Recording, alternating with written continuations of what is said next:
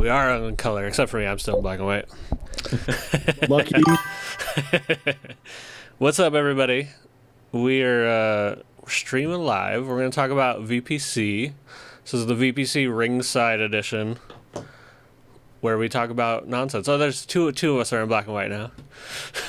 Oh, nice. Just for you, Bill Beats. Just for you. Yes. We got some fun people online with us today. Project Zero's here. Hey guys. Have you been in every VPC, or are there any that you missed? I think I missed. It was either 2 or 3, but that's the only. I think it was 2, and that was the only one that I've missed out of the whole set until this one. But yeah. Yep. I love it. That's good. Yeah, so you've been around. You've been here since the jump. We'll say. Done it once or twice. Yeah. We have Tanner with us. Howdy. Hello. Howdy from Texas. Yeah. Have you been teamed with anybody else other than our sponsor, Beef Corp? I think I've only done it with Mr. Beef. I love it. You guys are a great team, so I think I'd feel weird if it wasn't. I think it's 4 or 5 times now, I guess. Yeah.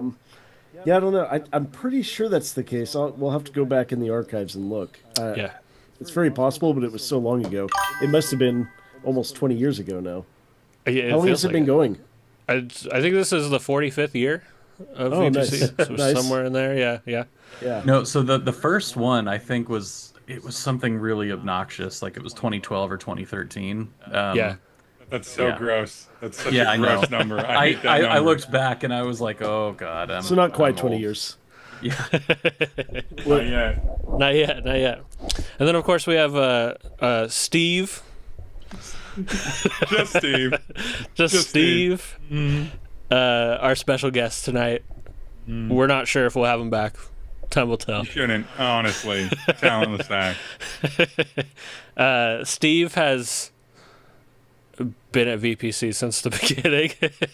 Yeah, I think so. I obviously I didn't compete the year I was a judge, but other than Yeah. other than that, I competed at least a little bit on most of them. Yeah.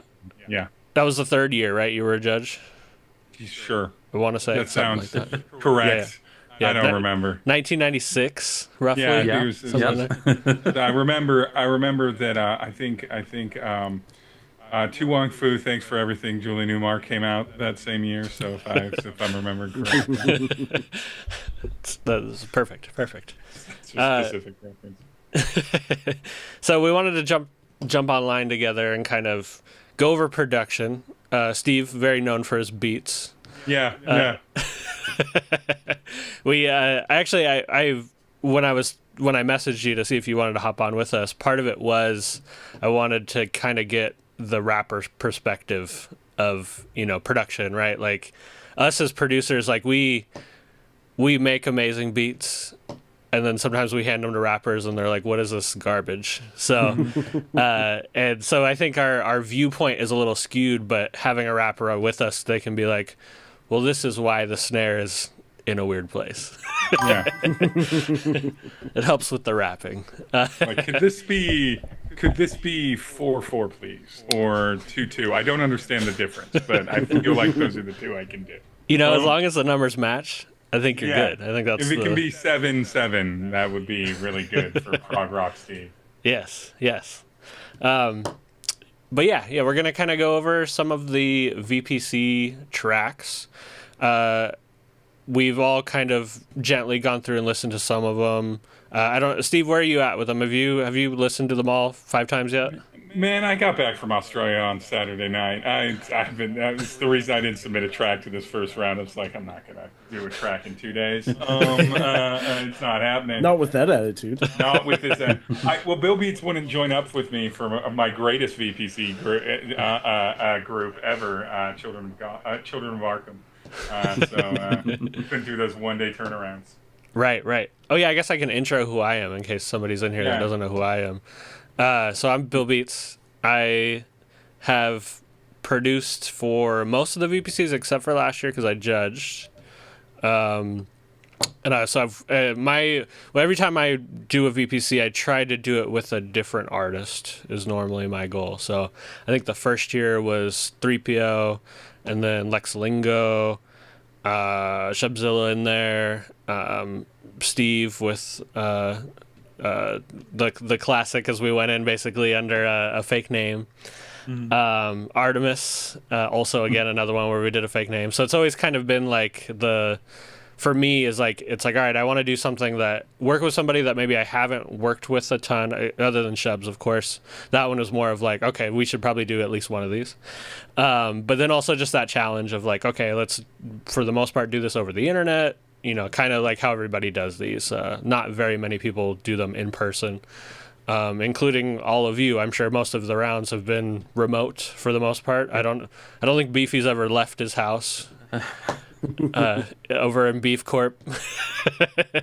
So he's busy. And then Project Zero, I mean, you've worked with some great people. Where is your, do you have any favorite rounds that you've done? Do you have any, have you done any in-person sessions? Where does that sit? Yeah, so I guess looking back, I've worked with 117, I worked with Zilla 1 year, worked with Untested Methods, got the chance to work with YD Cracker briefly in VPC 2 or 3, one of them.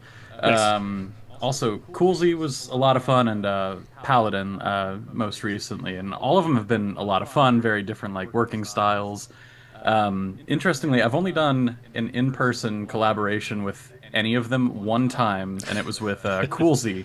He was on tour and just stopped by my house at one point. I think it was the second round of VPC 6, I think that was, but just showed up and we knocked out a track. So nice.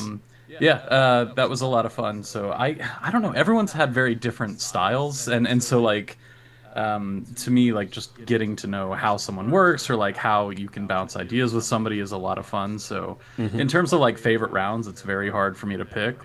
I think I have a favorite round with each of the people that I've worked with, but yeah. Nice. Yeah. I remember when you were paired with Paladin, and those it was just so much different than the rest of the submissions and it was amazing. So it was really you were really connecting dots. Paladin was out there just showing people how it's done.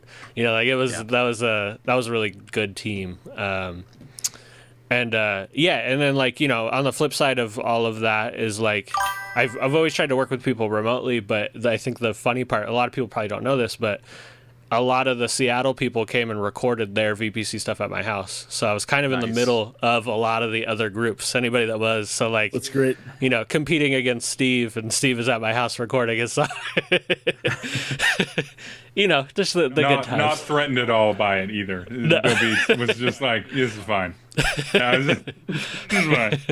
Yeah. So it's definitely, VPC is kind of like a family event for the Pacific Northwest, as I can't say how that is for everybody else, but I'm sure there's some other people that kind of connect during the event and help each other out and stuff like that. So there used to be a lot of that in Florida, and there was a huge Florida nerdcore group, and a lot of it was very open. I know the guys that ran Rocket Propelled Geeks way back in the day had a big studio they'd come and let people record at, but all that's been gone. Florida nerdcore has been pretty quiet in the last, several years as far as I've known. But yeah, things have shifted. I mean, I think I wouldn't say that nerdcore's quieted down. It's just really shifted to the internet, which is, probably where it should have been from the beginning. 1993, right? Is that when it started? Somewhere in there, yeah. When did the internet start? That's probably when nerdcore started. Yeah. And then they tried to be real artists and play shows, and then they were like, "Go back to the internet. This is not for you." We don't even come out to see regular artists anymore. Nerdcore, it's not happening. Sorry, exactly. Exactly. Well, cool. So we don't really have any real structure for tonight. We're just gonna kind of go through some stuff, talk about some production stuff. Let's go through some of this. I guess, Tanner, do you have any favorites out of what you've listened to so far? The standout for me was Art Crow. The beat on that one and the production and the mixing and everything just felt really well polished. which is also a nice coincidence. It was the very first one I heard, but I feel like as soon as I heard the drums, I was like, yeah, this guy knows what he's doing. I love it. Let's play it. We don't have to play the whole thing. We'll play a little bit of it. Let's get to the drums, and then we can kind of discuss thoughts. I'm going to go ahead and run it. If y'all can hear it, go ahead and do a thumbs up for me. Hopefully the emotes don't jump off, but, you know.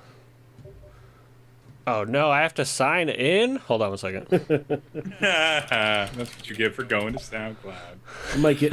Might get ads, too. We'll see. Oh, that's true. Yeah.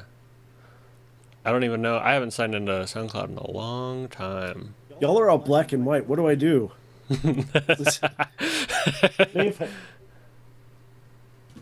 Oh man, hold on.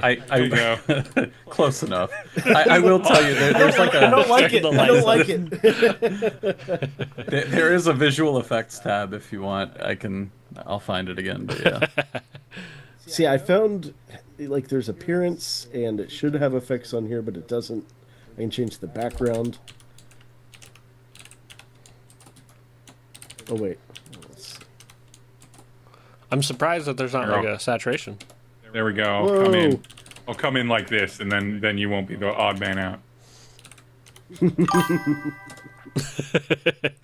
Looks great. Maximum color. Really smooths the skin out, hides the blemishes, if you will.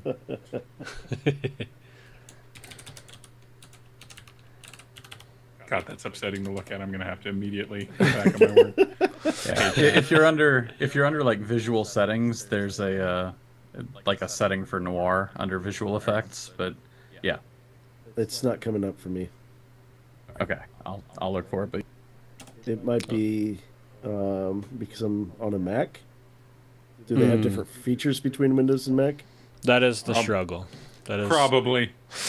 probably is the right I answer. don't know, but probably. It would have been impossible to implement outside of Windows for sure. Do you know how long it took for them to introduce being able to select a screen in your stream? So like back in the day, I had, because I'm on a Mac, I had to isolate a square of my screen and keep my Zoom call in that square. And that was what was screen recording. Now I can say, like this screen, record this. That's what I want to view. So things have gotten better, but. So is your effect inside Zoom or is it in the camera that you have? It's in the camera for me. Okay. Yeah. I'm out of luck, guys. That's okay. Okay. I'll stay colorful for you, Tanner. All right. Okay, I'm gonna try him play on this again. We'll probably get an advertisement. Let's see what happens. What do you think about? I've never think about much.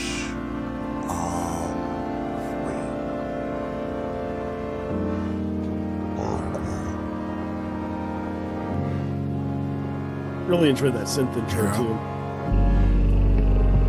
Have you killed your ego yet? Have you grabbed it by the throat? Have you slaughtered it? Have you seen your reflection move beyond view? Murder your self-worth, learn the real curses to kill what's inside of you. On a lighter note, I got this idea that I can break the sequence. You can do it too. All you gotta do is put your head inside the oven and preheat it to the beat switch. Pull it out, pop it in the bell jar. And when I pop out with the scythe and the cloak and the death note, know to me your ego was worth reaping.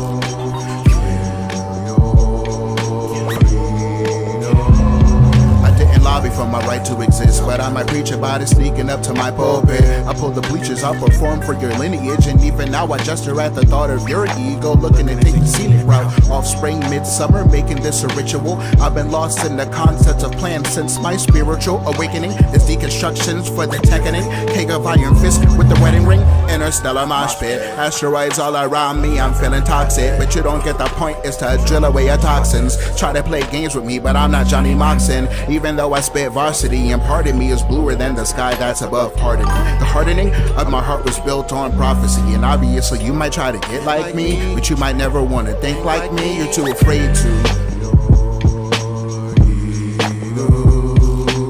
Alright, I'm gonna cut it there. I think we got it good. The way that clap cuts through, like the transient of it, is just so hard. I love it. Right, right. But also, a thought I had while listening to that again was, like, I don't know that the vocalist necessarily needs a new mic, but I think if he had a better space to record in, that would help a lot. But I love his performance. That was just one thing I happened to notice this time in listening to it. Right, right. I'd push. Like, do you think it's actually that he needed a better mic or better space, or like what I was thinking was it sounds like he was kind of buried under like the synth and the drums. Like it sounds to me like if you just EQ'd that better, like created more space in the mix for the vocalist, the actual recording quality didn't stand out to me as like particularly bad. So, No, I don't know. yeah, I see what you're saying with that too. I agree. What I was hearing was more of like the room sound of the room he was in, and that's what I was catching my attention that time. But yeah, I agree too. Like I think he could sit in the mix a little better.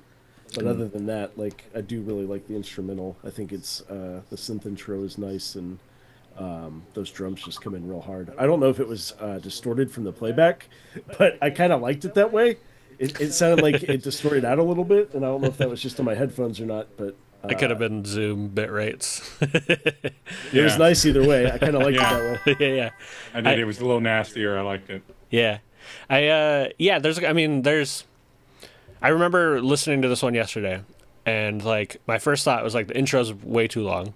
If I was gonna give like from a production standpoint, like structuring it out, but then as it like build as it was building, it was like the vocalist came in, and I was like, okay, I like what they're doing here, but I had an issue with the backing vocal. Like it was a little too. It was making the vocals muddy. Like so. Yeah. From like a tip side, I would say is like to cut some of the low on your backing just to give it a little, so it's not fighting for space. And then once the track drops and the rapping comes in and some of the backing track goes away, that's when I felt like it was like, okay, this is locked in. Like this is definitely hitting. And like I wouldn't say that the intro is bad at all. It's just very long. It just took a while to get to like the meat of it. And maybe they could leave it that long if they added some interesting elements that kind of come in and out over time, just to vary it up and make it feel like it's moving forward. Right. Yeah. That can help. Some little changes. I think they kind of used the vocal in that way. Like that's kind of what they were doing with the vocal, and there was just a little too much effect on the vocal without us being introduced to the artist first, I guess, if that makes sense. But yeah, I mean, this track from like a production standpoint, what were the rules for this round? I have no idea. For the producer, you had to sample a non-instrument and turn it into an instrument, but it couldn't be percussive, and you had to sample it yourself. Gotcha. Okay, cool. Yeah, because I was gonna say like these drums, I feel like might be a loop drum, so like a sample drum, which is amazing because it kind of gives a little bit of groove. Like a lot of producers will stay away from like anything looped, but I think sometimes a good loop drum, especially if it's like a real drum player playing the loop, like I think that can really add a lot of groove to it. Yeah. I think. My complaints from the mix side is like the bass might have been a touch too much, but also I'm happy that it is because a lot of people go the other way and they get scared and they don't turn it up. So like I'm cool with that. yeah, I'm with you there. Yeah, and then like that little bit of sub on the kick might have been a little overpowering, so that could have maybe been dialed back just a touch. But yeah, like you're saying, the clap was really was coming through great. I like loud drums. Steve and I used to always joke about like if you're not blinking every time the snare hits, then then what are you doing, right? Like What are you doing? get that high sharp Cutting through your brain. Yeah. Squint. Why are my eyes dry? But yeah, any other notes, thoughts? What do you think? I kind of liked it, so I'll probably throw this out there, but I haven't had a chance to do a dedicated listen through, so I feel like that's an important caveat, because if you're like watching this back, I don't want you to be like, oh, he's listened to it 30 times and like these are the notes, but one of the things too is I'm listening for like things that are catchy, and so that like the repeated line in the chorus there, just like that sticks, and it's something that you're gonna kind of remember after. So like I appreciate that. I know usually one of the things that I look for is like, what is the staying power of a song? And so like this kind of I felt like had something that I would hook into for after. But yeah. Yeah. Steve as our lone rapper. Yeah. What'd you think? Is that a beat you'd rap over? I mean, I wouldn't rap as well over it, but That's true. No, I think to your comment about using like live drums and everything, when you have an MC that has a lot of sauce, a lot of play on their delivery, you want that live thing. I think that's what we want to hear under an MC that kind of like lives in the pocket, but like lives on all sides of the pocket rather than just like delivers very kind of drilly or mechanically. And I also was a big fan of just being like, I agree that we didn't get like a clean audio introduction of the MC, but the intro in and of itself is just like, let them play.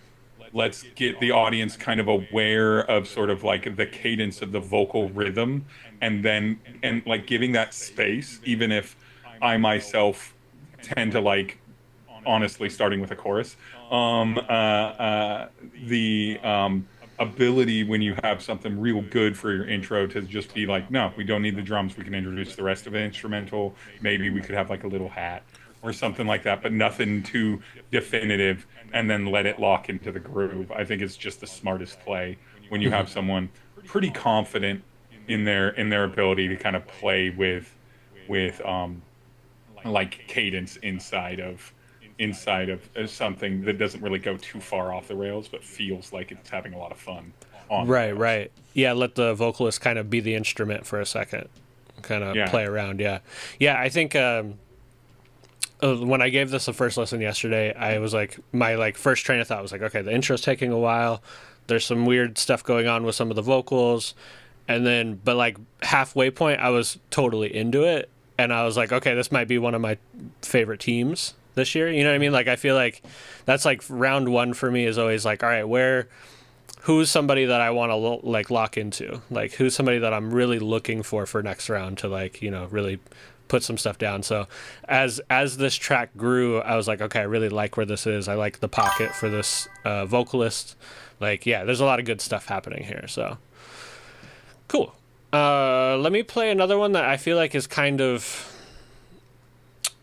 one of the more popular ones, one that I really liked, but I don't remember production wise where it was. So I'll give that one a spin, and we can talk about it.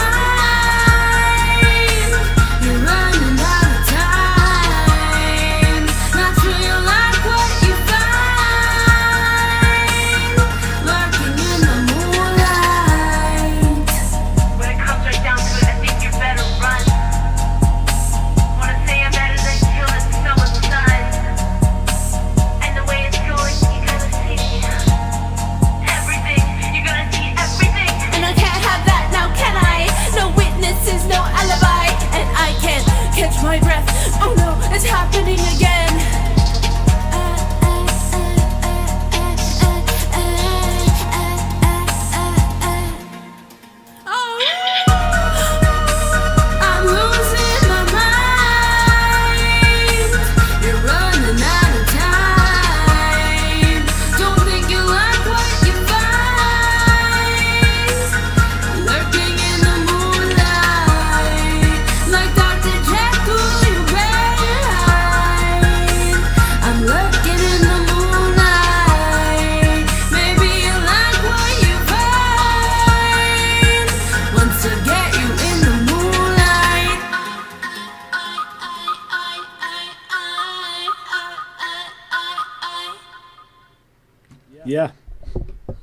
Yeah. Yeah, I understand why Fuck that's yeah. pretty popular. Yeah. It goes. It goes. I have some complaints in it, but I mean it's amazing though too at the same time. You know, like yeah. What do y'all think? Good or bad? All of the above. Great. Yeah, I'm a fan. So I imagine your complaints might be in the mix, but one thing I've been thinking about a lot recently is how, like, if you have a good song and the composition is great, like, it doesn't matter if the mix is bad. It's still a great song. So, like, like, I love a lot about it. I just feel like there's this boxiness to the vocals in the low mid range that I'd like to go away. Like, I want it to be a little more clear and a little more pop polished. It could be a limitation of the hardware, but I think that you could still do a little more with the EQ there.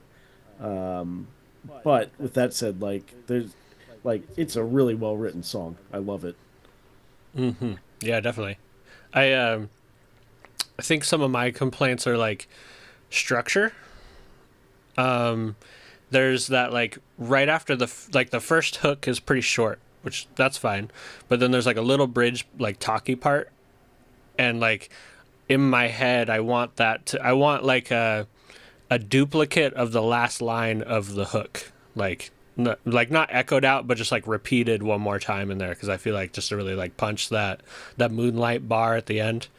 And then from like a production standpoint, I just more snare. I just want more snare, because it's I like from a, I don't know if you guys do this, but like when you have all your drums lined up, you can kind of like solo your kick and snare and then volume them so that they're matching at an output level, right? So if it's like if your kick's -6, make your snare -6, and then you can play with it from there. But like as long as those are both kind of on the same volume plane, then you're in a good spot. And I could feel like the energy kind of go away when the snare hit, because it was just a little bit quieter. But man, these vocals are like, from a performance standpoint, amazing. Like absolutely killed it. I do think there's a little boxiness, but that could just be like the room.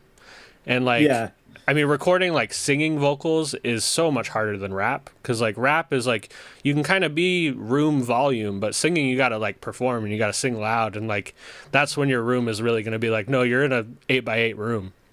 I mean, I do really think you can use any mic, including an iPhone or whatever cell phone mic you have, right? Right. But like, you're totally right about the room. Like the room needs to sound good, and if it doesn't sound good, find a way to like just deaden the sound completely so that you can work with the mix a little more. Right. But what you said earlier was really interesting about leveling the kick and the snare. Like, this is harder to do with sub bass, at least, but like one of my favorite things to do is just turn it down until I can barely hear it at all, and then maybe like turn a fan on in the background and turn it up a little bit more. And whenever you listen to it that way, it's very, very obvious what's sticking out the most and what's not. Yeah. It's a really good way to level things. Yeah, that's I've been trying to incorporate that more and more over the past few years. I love it. Yeah, I think they call that, it's like the pink noise thing. Like you can you can use all sorts of noise things to do it, but that's exactly right.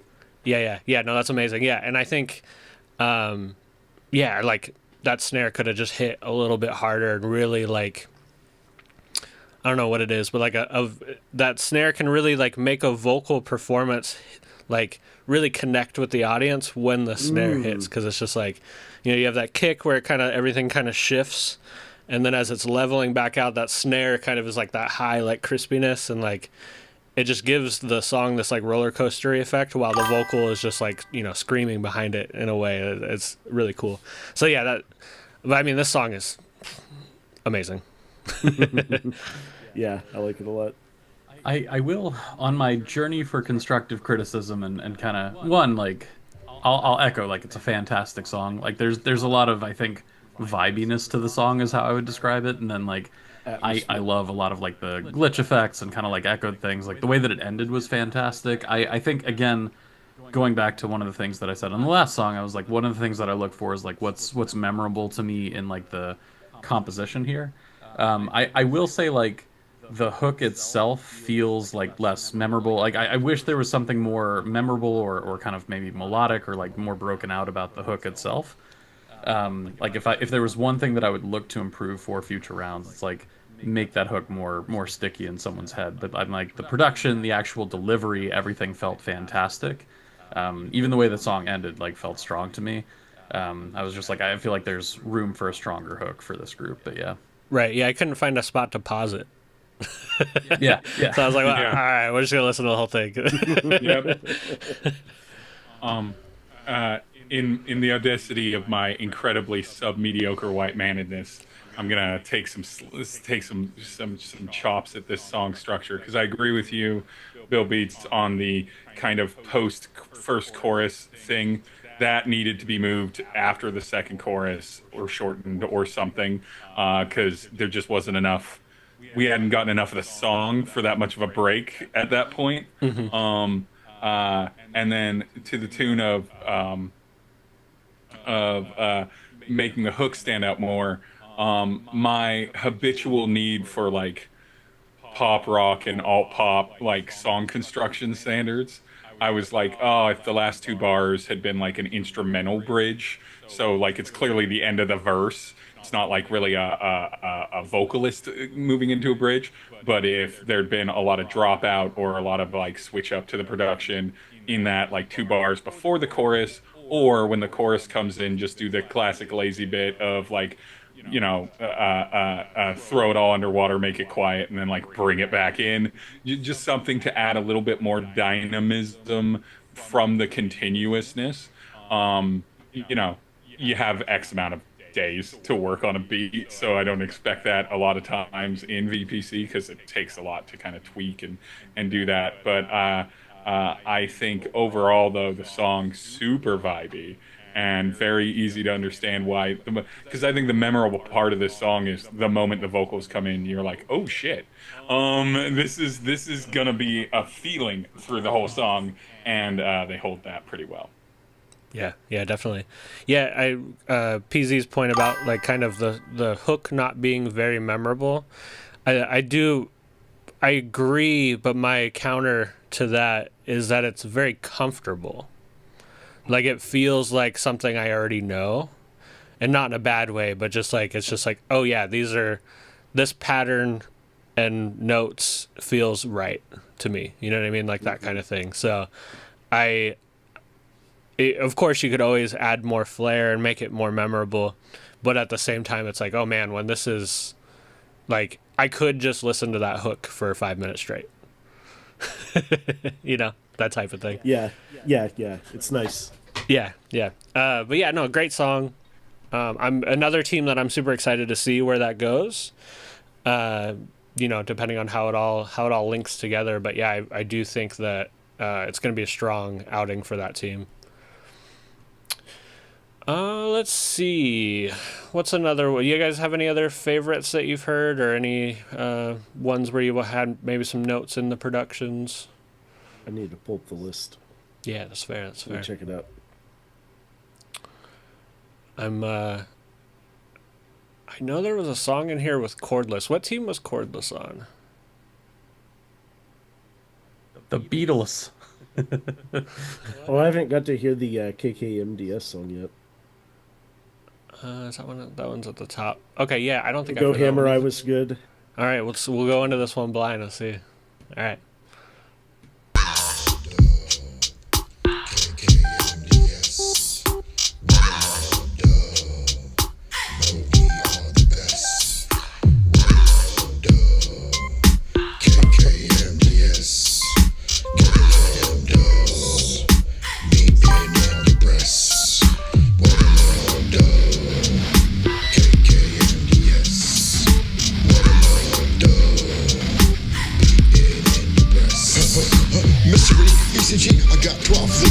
Plasma in the chamber, that's how the heart beats. Superior, inferior.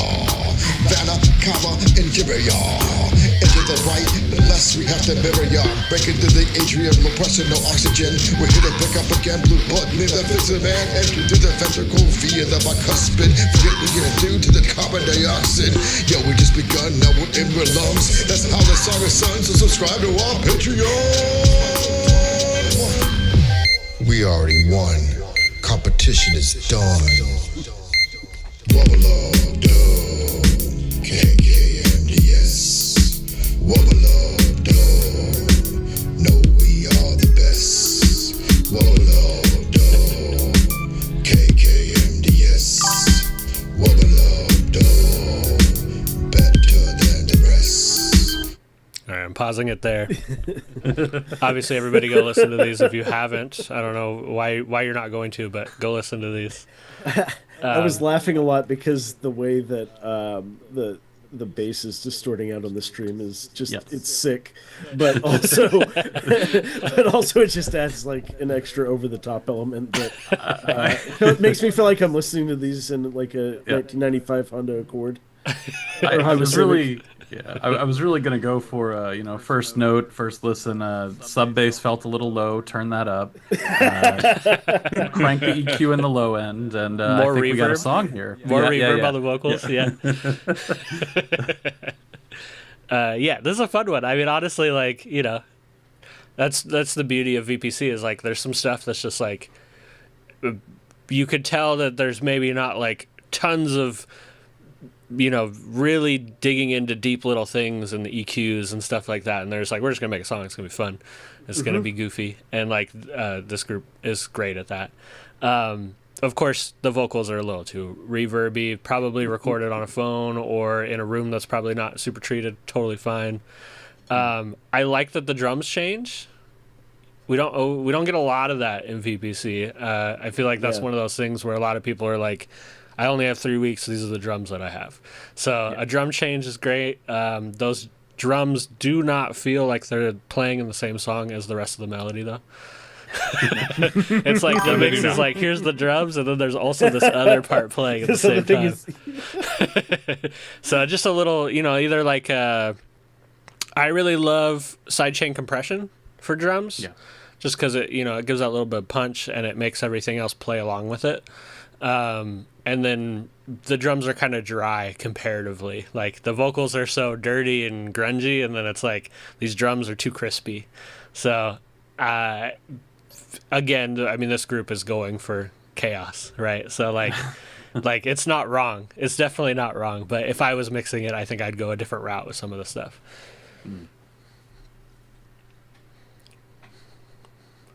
I have nothing to add. Yeah, I mean it's perfect. I got nothing to say. I mean I couldn't possibly critique it at all. They won. They said it in the song. I mean, I was wrong about the intro. Intro should be shorter. The intro was a little long. It was a little long. Yeah. Mm-hmm. That's it. That's my only note. Otherwise, perfect. 10 out of 10. Yeah, our all of our voting that's happening for this will count. No. Yeah. No. Sure. No, we'll make sure that the judges aren't allowed to watch our opinions, so we can't. We don't want to over-influence them. No. I've been inserting subliminal messaging through inverted audio phase in the background of the stream this entire time, so it's too late. Right, we all must subscribe to Beef Corp. That's the there we go. That's the end of the day. That's the important. Okay, so I want to play a couple other fun ones. I'm gonna vote for Garbage Gang. That's, Garbage Gang. I see Sean Sean in the chat. Sean wants Garbage So Gang? desperate for it. Yeah. All right, we'll start there. Let me see if I can find it. Better be good. Okay, I I'm found gonna it. take it out on Sean personally. All right, y'all ready? Be sure to turn the bass up. Okay, we'll do. All life began in the deep blue sea. In this magical world, everything is more connected than we had ever imagined. It's life at its most mesmerizing. Lost in the way.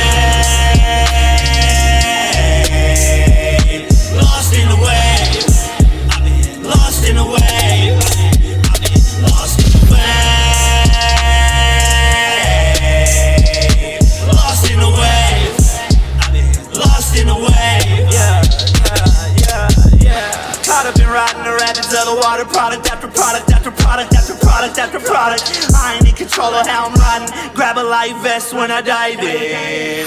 Too rocky, scared that I could crash out.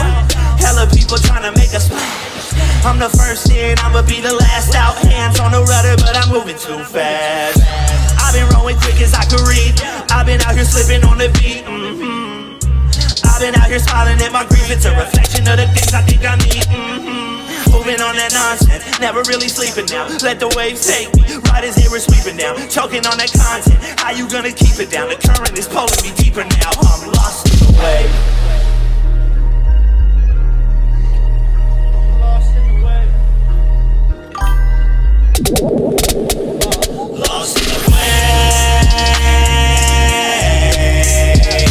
Lost in the wave. Lost in the wave. Lost in the wave. Lost in the wave. Lost in the wave. Lost in the wave. Yeah. High time that I unplugged. Surf through the night. I'm gonna pause it there. The bass coming into the chat, at least, that we're doing is super clipping everything. Yeah. It was intense. It I don't felt know right. if it's that way on the stream or if it's just Zoom, but yeah, it was exactly how I described earlier. Blown out speakers on the 95 Honda Civic. Yeah, I mean, I think Sean's always Sean's really good at like extremes. So like it's extreme bass, but then it's also extreme highs, right? So like you're really getting both, which is really hard to do, to be honest. Like normally you go one way or the other. It's like, this is really bassy but kind of muffled, or this is really bright and needs more bass, right? And like Sean is like extreme of both of that, so like it's just all pushing and moving forward. And like Lingo sounds great over a Sean solo beat. Like there's a Lingo's vocal isn't like it has its frequency range, and for some reason it just fits right between Sean Solo's extreme bass and extreme hi-hats, extreme, like, I don't know, just like it all kind of blends very well. I will say that like the splash with the water sound, like that drop with the water sound, that's definitely like a thing that I would do. So I loved that. I felt like that was a great choice in there. I don't know if Sean Solo does any sidechain compression, but I think like the way he mixed it, it forced it to sidechain compress. That's just the limiter. Yeah, like back. every effect that he had on there was just like at just peaking. You know what I mean? Like, but yeah, no, I mean this is a fun song. I think it's a good structure. Yeah, no, I like the hook too.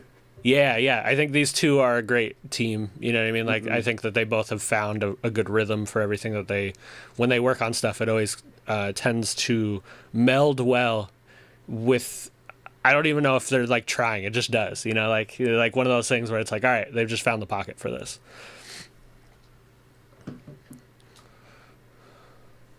Who else? I feel like Sean and Lex like figured out their groove a while back, and like this is just riding that out. So it's like, yeah, you know what you're getting, and I'm down with that. So yeah. Oh yeah, and the intro clip from the Nature TV David show. Attenborough. Yeah. Yeah, that was a great choice. Yeah, I really like that. I wonder what the sampled instrument was. I couldn't pick it out, to be honest, and I didn't know if that was listed in there yet. Hang on, let me see what I can do for y'all. I've got the. That's what I'd be interested in on a lot of these because it was hard to tell. Hang the bass was on. my Right. toothbrush. Toothbrush garbage gang. Sean's in the, I hope that's legit. Yeah, electric toothbrush pressed against the counter made that recording the bass line. I'm down. That's solid. That's Like, great. All right, That's 10 out of honestly, 10. that's great. Congrats. Yeah. Great choice.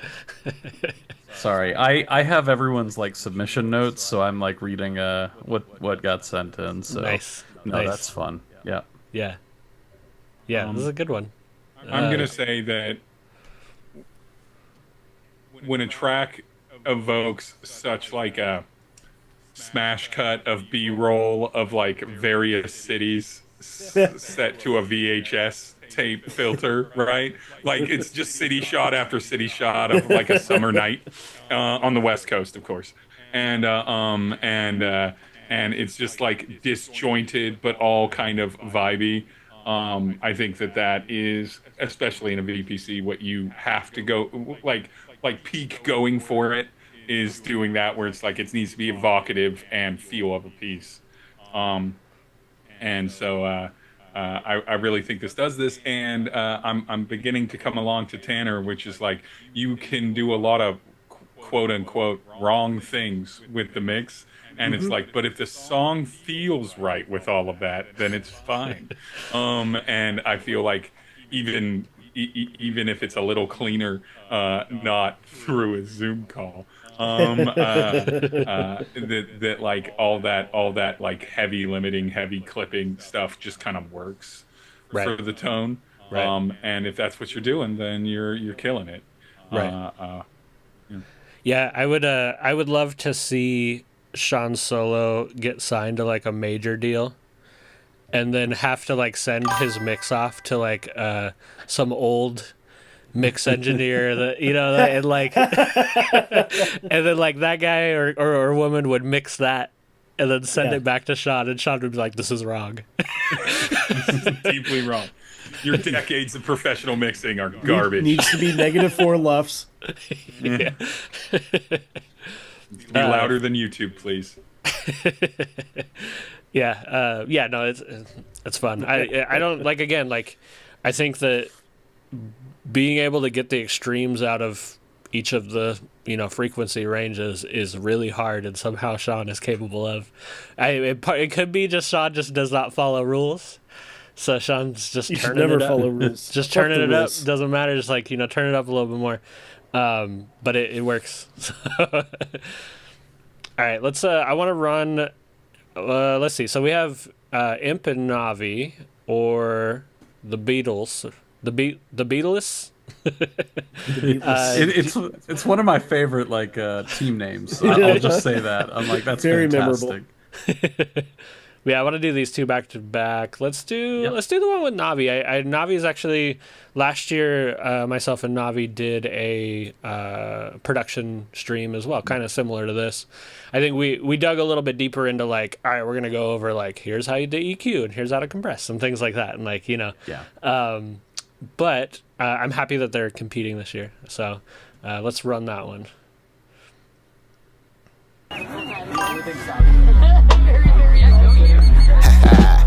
It's a canon event, feel me? Chilly day, April 28th, off Memorial in Marlin. Exciting incident took place in the couple's apartment. Began like any other omelet breakfast, eyes on anime. Eyes trailing, Nikki stares at Sonya's lips that captivate. Nikki tells Sonya they should learn to smile more. Too many bad days ahead, they sigh and retort. Morning coffee ain't hit yet, churning the gut response. 7:46 in the morning, Sonya gets shot. 24mm is designation of weapon, concealed within Nikki's purse. Point and shoot at her precious Sonya. Shock mouth of gas, no words spill out. Soul searching, how could all of this be working out? I'll do it again, jokes the shooter to the innocent. Gripping the sides of her plastic and metal instrument. Within the setting intimate, Sonya pleads no abstain. Nikki shoots them again and again. Chill. You should learn to open up more. You're so dark. You should learn to slow it down more. You're so dark.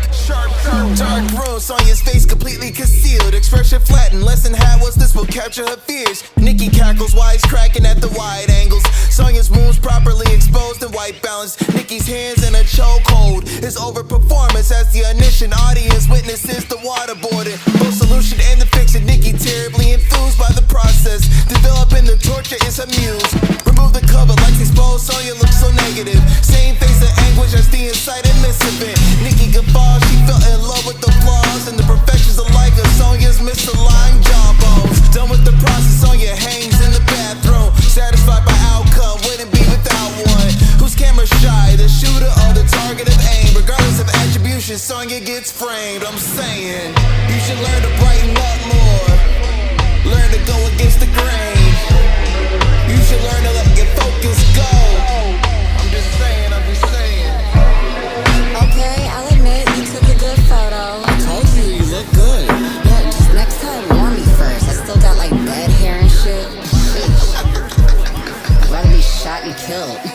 for that. All right, I gotta ask a question real quick.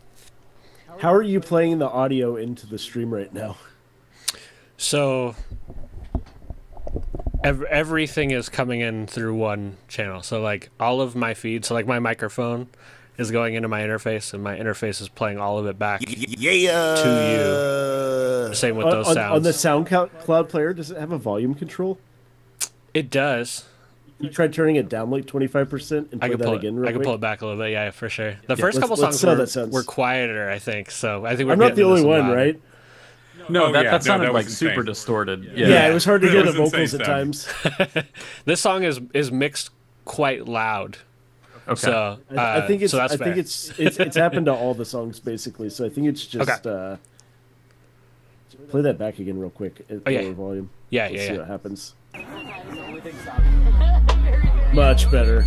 A little bit. Okay. Sorry. So again, right? Like I haven't heard most of these songs, so I was like, "Oh, this is terribly mixed." Like, you're just getting all of the distortion. I just assumed it was the call, and I'm like, clearly, we're not hearing this right. It should sound good for everybody outside. Luckily, okay, that's way better. Yeah. Okay. Cool. Do you want to hear more of it, or are you feeling good as far as... No, I think I got it. Okay, cool. It'll be hard to judge the mix because it was mostly clipping bass, but I do, like, from a production standpoint overall, like, the composition of the beat and everything, like, I thought was really interesting. There's a lot of elements in there I didn't expect, and I really love that. Like, the more people experiment with stuff, especially in a round like this, the more I'm going to like it. Because you don't want to hear the same thing over and over again, or the same type of drum machine or the same type of samples. Like, that one was a really unique one, I think, and I dug it. Mm-hmm. Yeah, definitely. Yeah, I feel like listening to Navi's production, this one started out very tame comparatively, like very sparse, like very simple. I don't think when I gave this a listen yesterday, I think I only listened through like half of it. I kind of jumped around through everything just to get like a vision of it all. And I love that it just gets more crazy. And I was like, okay, there's Navi. Because I know Navi loves layers. I know like very high art in the way that they make their production. So it's like this just started really simple and then got crazy as it went. I wouldn't be surprised if Navi is like there's not a single instrument on this and this is just a microphone. Because why not, right? I mean, that's the point of VPC, is get weird with it. So I love this. There's good storytelling happening here, which you don't always get.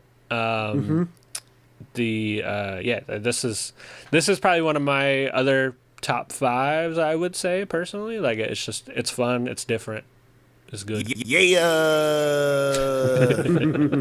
This is a perfect example of what I call a fan cut, which is I think a lot of people will call them like a deeper album cut or something like that, because it's not. It kind of requires you to already be ready for the vibe from the artist, and so if you're scanning through, a dozen, 2 dozen, 3 dozen tracks and everything, and something doesn't grab you instantly, it can get there, but you give it that second listen.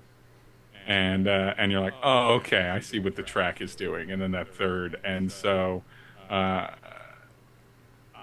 like a little bit more drama on the front end that gets built toward the back, but otherwise, I think it's just a lot of faith in like we're gonna build this, it's gonna build up instrumentally over time, and the MC's got enough talent to kind of like pull the audience to keep the patience of the audience as it builds, instead of relying on that. And I like it when people do that. Sometimes even I, in my pop music soaked brain, love just like beats and bars, just rap over something and make it interesting and unique.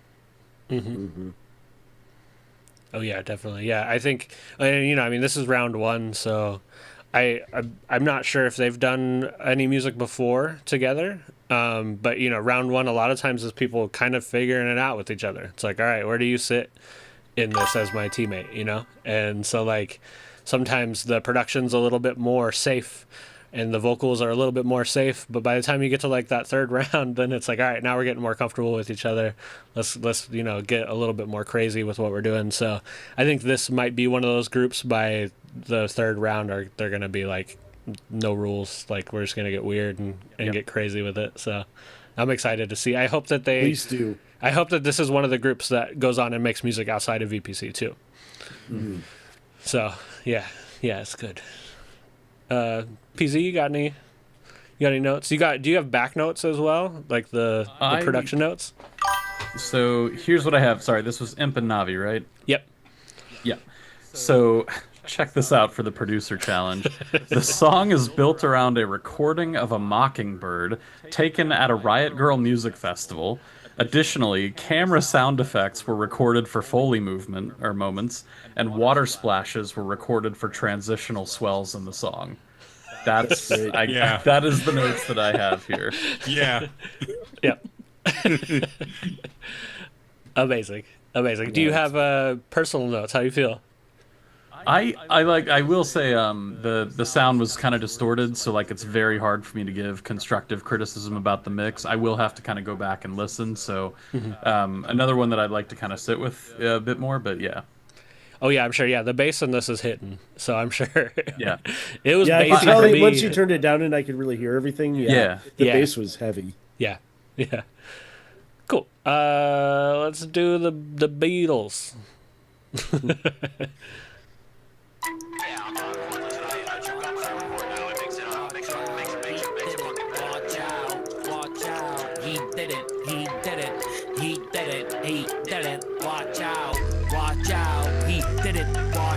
Now he clocks in just to get clocked out.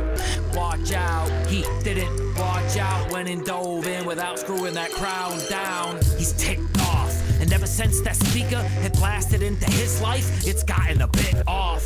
Zips fast from seconds to minutes. Ever since that negative polarity was introduced, he's become easily seduced by cryptocurrencies. I guarantee he'll live long. Give Bitcoin to the pixels or you'll upset God. Or worse, clavicular. People treating each other equally really hurts the picture.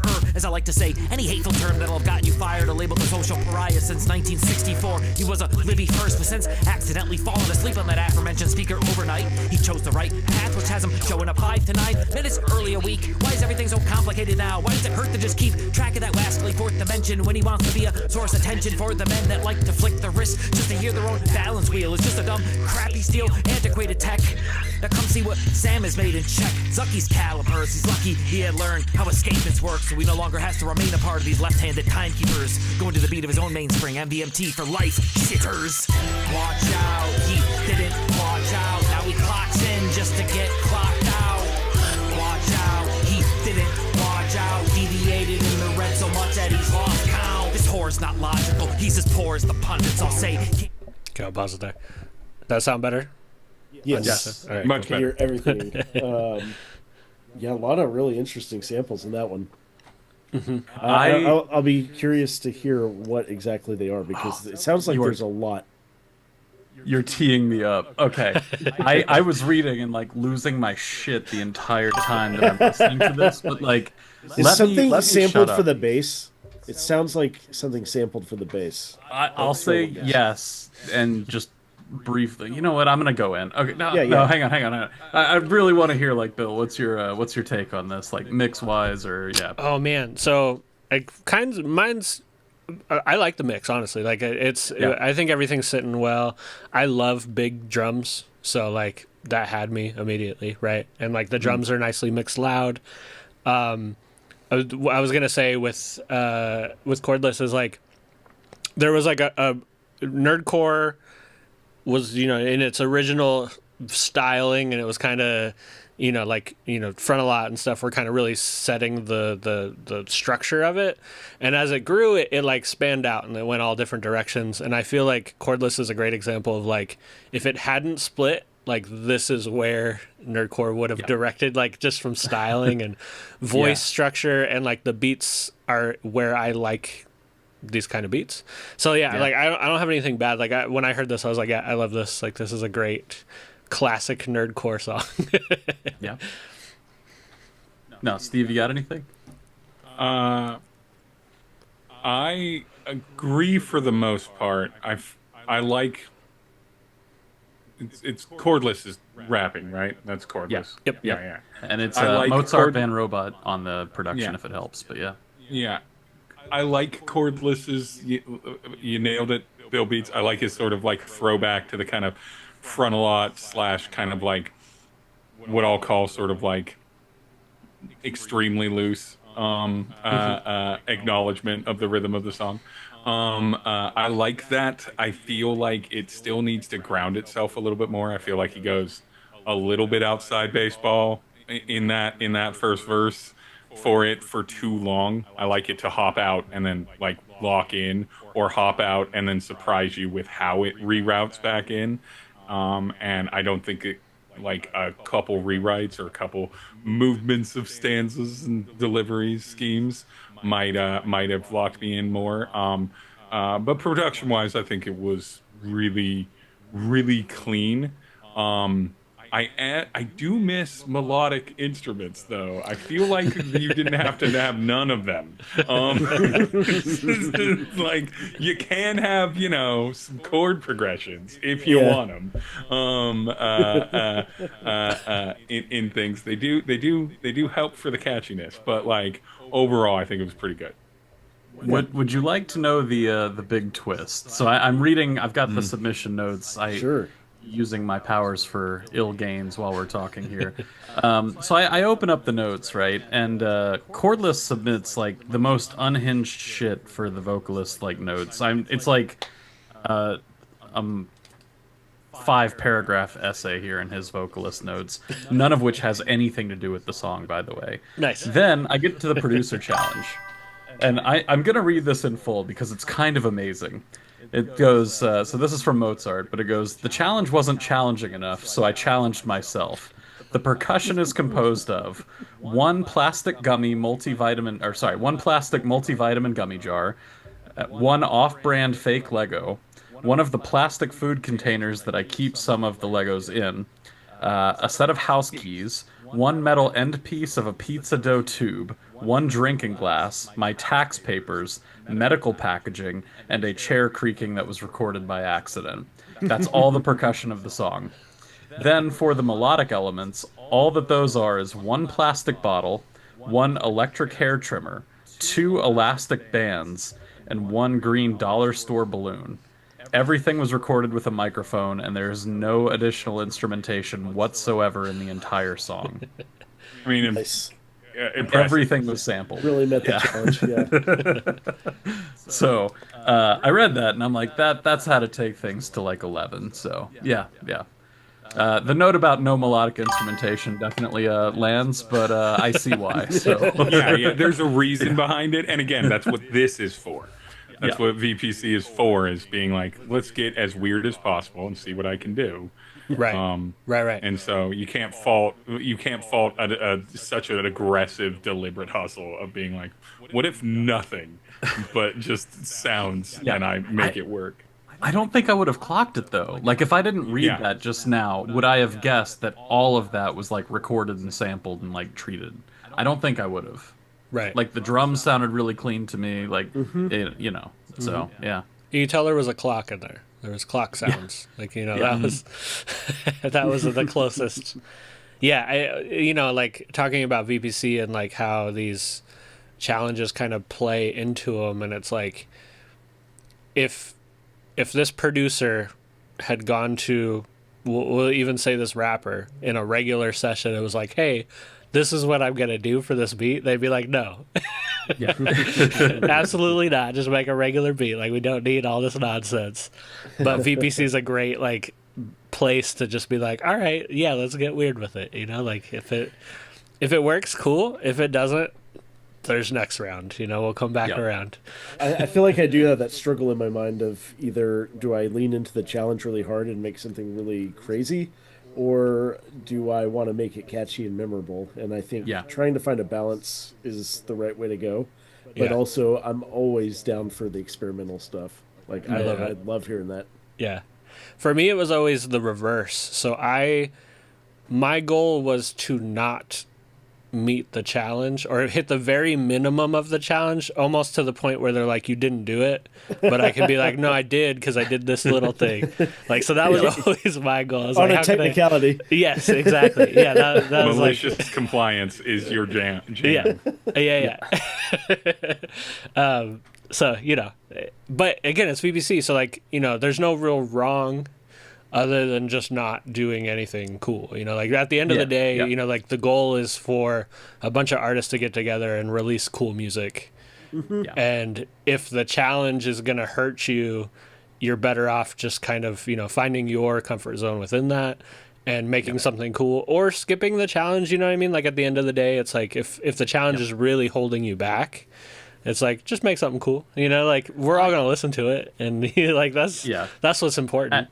As somebody putting this together, I want to push back. So like I'll say this is my first time kind of on the admin side of things, and like my goal is I want to challenge people just enough to have them grow, but not enough to like completely constrain your creativity, right? And so like the idea to me, like especially for round one, like we tried to set this like super open-ended of like the lyrics just have to like contain a metaphor that, you know, makes sense both ways.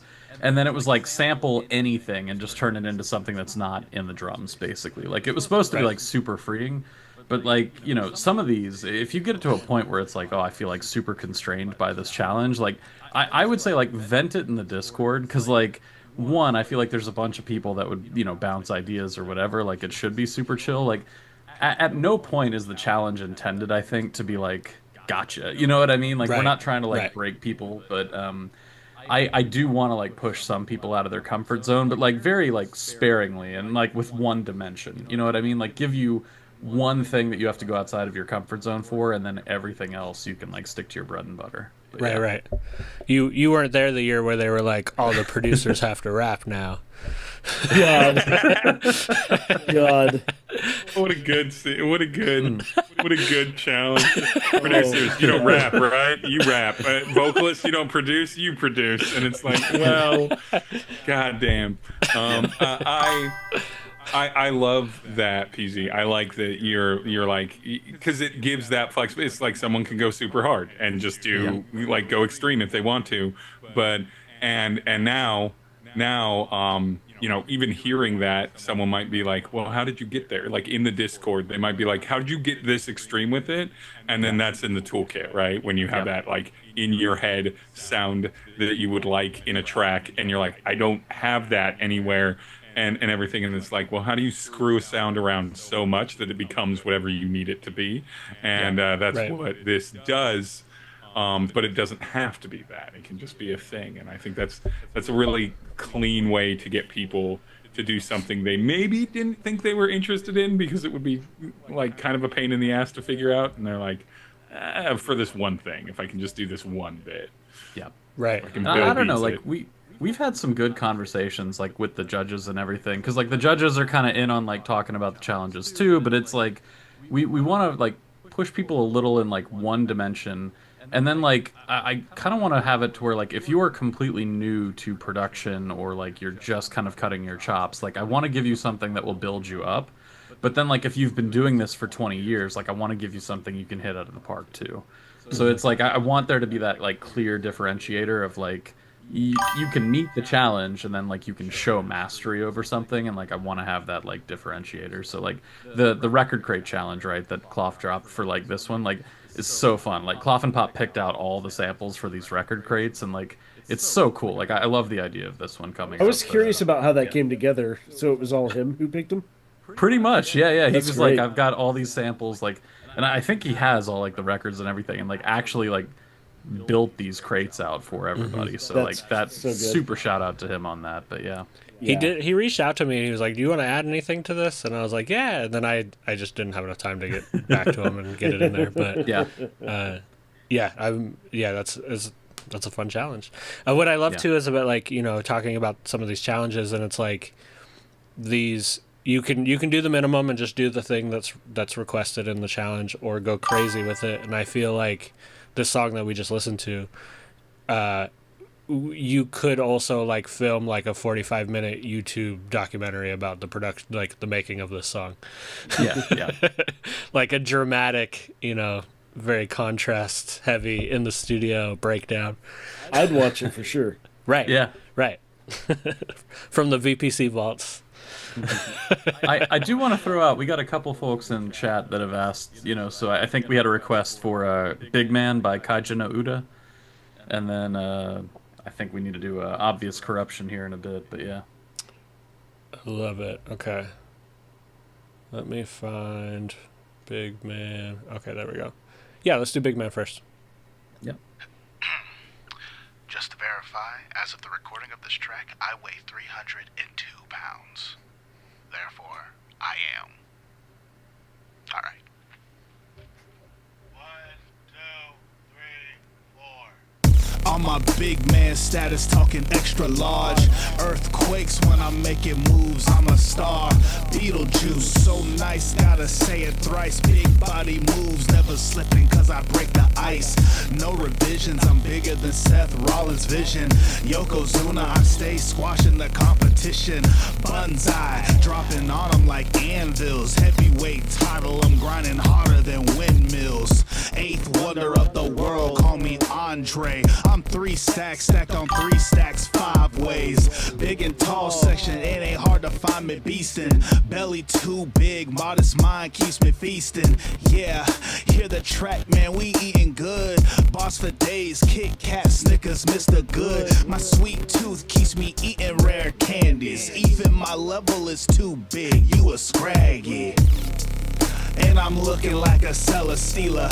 Ultra beast mode blasting off into your speakers. Guz Lord on the mic, boy, I stay eating. Buzz swole flex, belly out, big boy season. Heavy slam the track, got the whole stage shaking. Kaiju type shit, city blocks start breaking. Dynamax flow, now the whole crowd raging. King size treatment on no scale is you outweighing.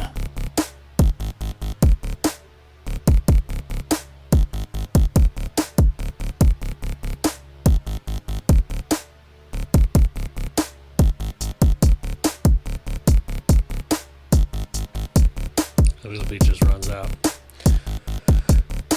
I'll pause it there. Yeah. All right. Who wants to start? Well, the 2 first things I thought of listening to that again were, I love it's blended in really well with the drums, but there's like a laser type synth going on. You got like a rhythmic thing with that, and that sounded really cool. I didn't notice that the first time for whatever reason. Maybe I was distracted, but I liked that. But the big thing I want to say is I'm not a big fan of the fart bass. That can work and it can sound cool, but I think you need to refine that patch a little bit so that it has some sort of evolving movement, so it's not just static saw wave the entire time. But yeah, other than that, I felt like it was a fine production. I didn't have any major complaints. It wasn't offensive to my ears, but I'll mention something that stands out to me is the 2 things that you called out, the laser stabs and the fart bass, as you called it, were the 2 elements of the challenge. So just like the only 2, and I was like, it was the 2 things you called out. So yeah. So what did they sample for that? Yeah. Okay. So I'm just gonna roll with this. So.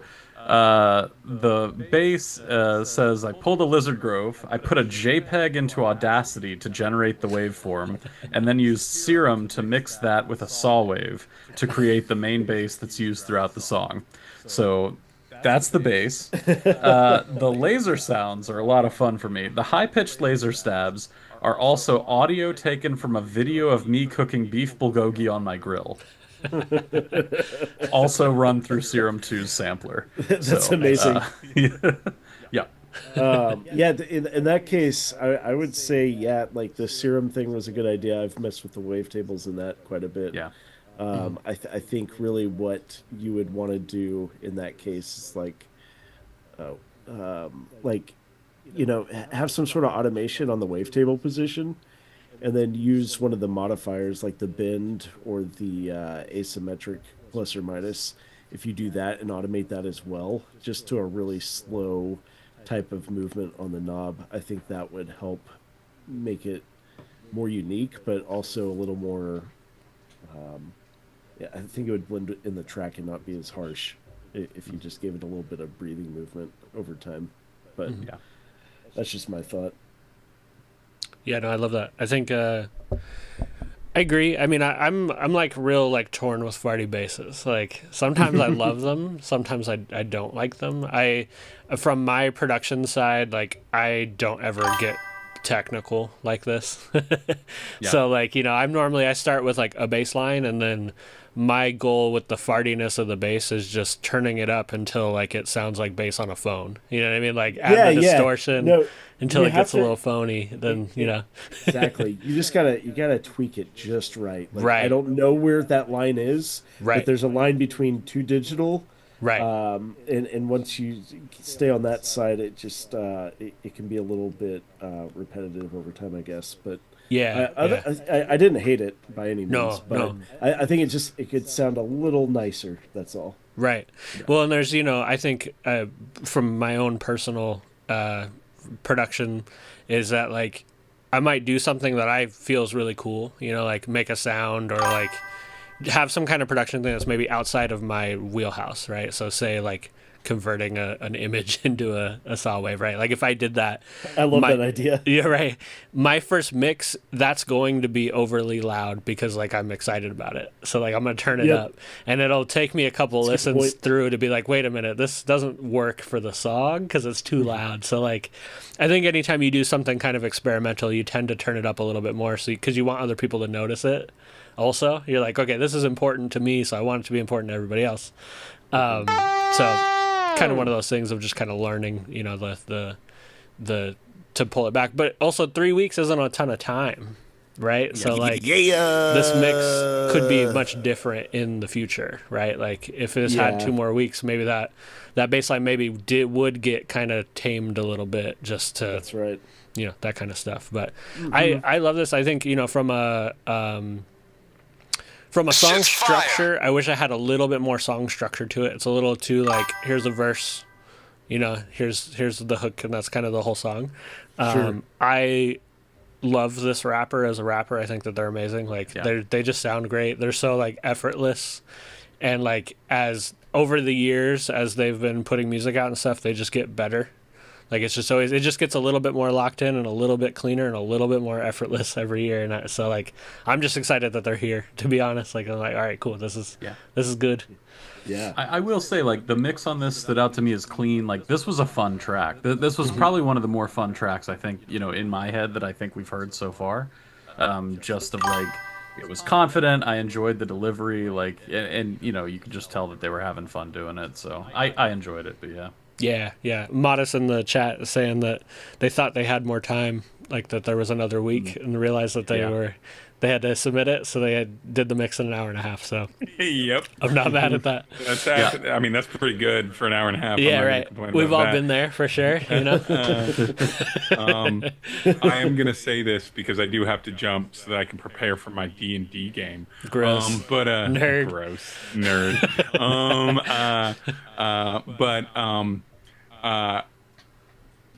As I'm sure Bill Beats is aware, this song is 100% my shit. It has references from the 80s and 90s that I understand. A lot of food talk about being oversized. Like, I feel like, and Modest posted this for the plodding along.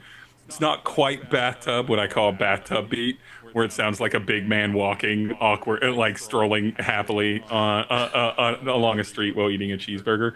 But it's kind of evocative of that while being more dangerous, and I think it really works. And as a person that also has a song about how large I am, which is mostly just me being sad, I really like the positive turn of it, the energetic enthusiasm of it. But yeah, this to me, like PZ, I was like, this is the other side of where if you took nerdcore from like its like late aughts era and then just kept evolving it along, this is the other side of where I think it would have gone, which is just like, Right. this is kind of ridiculous, it's kind of silly, but we're having a lot of fun. Right. I really like that. Yeah. Yeah. But now I'm gonna go play Dungeons and Dragons. And so I appreciate being on and delivering all my sweet producer takes. Everyone in VPC will be able to hear my producer takes as I'm now participating as a solo performer, not officially in the thing. I'm just gonna post songs and do the challenges because I refuse to saddle anyone but Zilla Persona with my vocals. Or Bill Beats. And so since they're both busy, I'm just like, I'll just do it myself. So I will first time produce and do all the worst choices. In this. Can't wait to roast you. I deeply am ready for it. All right. I'll see you all later, and everyone have fun listening to the rest of the tracks. Bye. Yeah. Thanks, Steve. Bye. All right. So, how much time we got? Do we want to do one more, two more? We could do a couple more. A couple Yeah. more? Okay. Yeah. I feel like... someone call out obvious corruption? Yeah, I mean, that's the obvious choice, right? Like, we got to do that Obviously. one. All right, let me run it. Yep.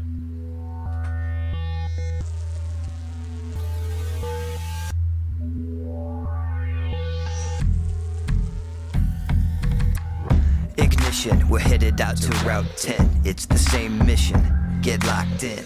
It's gridlocked, as it always is. It's not promising, the thing about it is the row's crowded. You'd think there'd be more space to move around in the infinite, but this is what it is. And they drive like shit. Why are they like this? They're confrontational as possible, they're obstacles. No one stays in their lane. They cut you off, they get paid. I just wanna go about my day. Who owns the road? It's all strange. No one stays in their lane. They cut you off, they get paid. I just wanna go about my day. Who owns the road? It's all strange. Time comes here to die. Can you pass? I don't know, you can try. Pass or not, you get harassed. It's like this is all an enormous waste of time and space, yet we remain. Why? 'Cause it's the main road? Is it though? This can't be the only way to go. You don't really gotta pay that toll, you know? No one stays in their lane. They cut you off, they get paid. I just wanna go about my day. Who owns the road? It's all strange. No one stays in their lane. They cut you off, they get paid. I just wanna go about my day. Who owns the road? It's all strange. We got billboards for an AI that designs AI billboards. Some about a product that I gotta wonder who is for. Pilots fighting over who is more misinformed. This is more than I bargained for. And furthermore, this ain't at all how I pictured out in space. It ain't too late to get up out this place. Maybe people worried about being late. Maybe we're afraid we'll arrive at a better place. Yeah. That was I feel like, classic nerdcore theme for a song. It's like traffic in a spaceship. I like it too because I'm looking at the metaphor and it's about people not staying in their lane on like social media. And that's fun to me too because that even throws back to like Obey the Moderator, like Optimus Rhyme kind of vibes. Yeah, so like yeah, I'm like, you know, people complaining about the internet for ages, and then simultaneously, right, the congested highway line works too. So I'm like, right, classic nerdcore setup. Yeah. This is definitely like, it's like tame, right? So it's not like there's not like some big like swings here. It's like these are like comfortable. Like this is just a fun song that makes sense. I really like the production. I think everything's mixed really well. The vocalists, you can hear them really well. The drums are nice and sounding good. Are there any do you have any producer notes for the production side? I do. I'll call them out. I want to call out one thing that's like a critique on my side, and then we can go into the production notes. But one thing that as I was listening to the vocal is that kind of stood out to me was it sounds like the reverb on the vocal, and maybe not reverb, but like the room noise that the vocal was recorded in sounded different than like the reverb of the instrumentation on this. Like it sounded like it was very, that was the only thing that clashed. I'm like, the mix was well. I don't think there was anything like the producer could have done differently except like really change the shape of the song with like the reverb on the instruments. But I was like, it sounded like the vocalist might have recorded in a space that had more room noise on it than, you know, went with the rest of the track. But yeah. Yeah.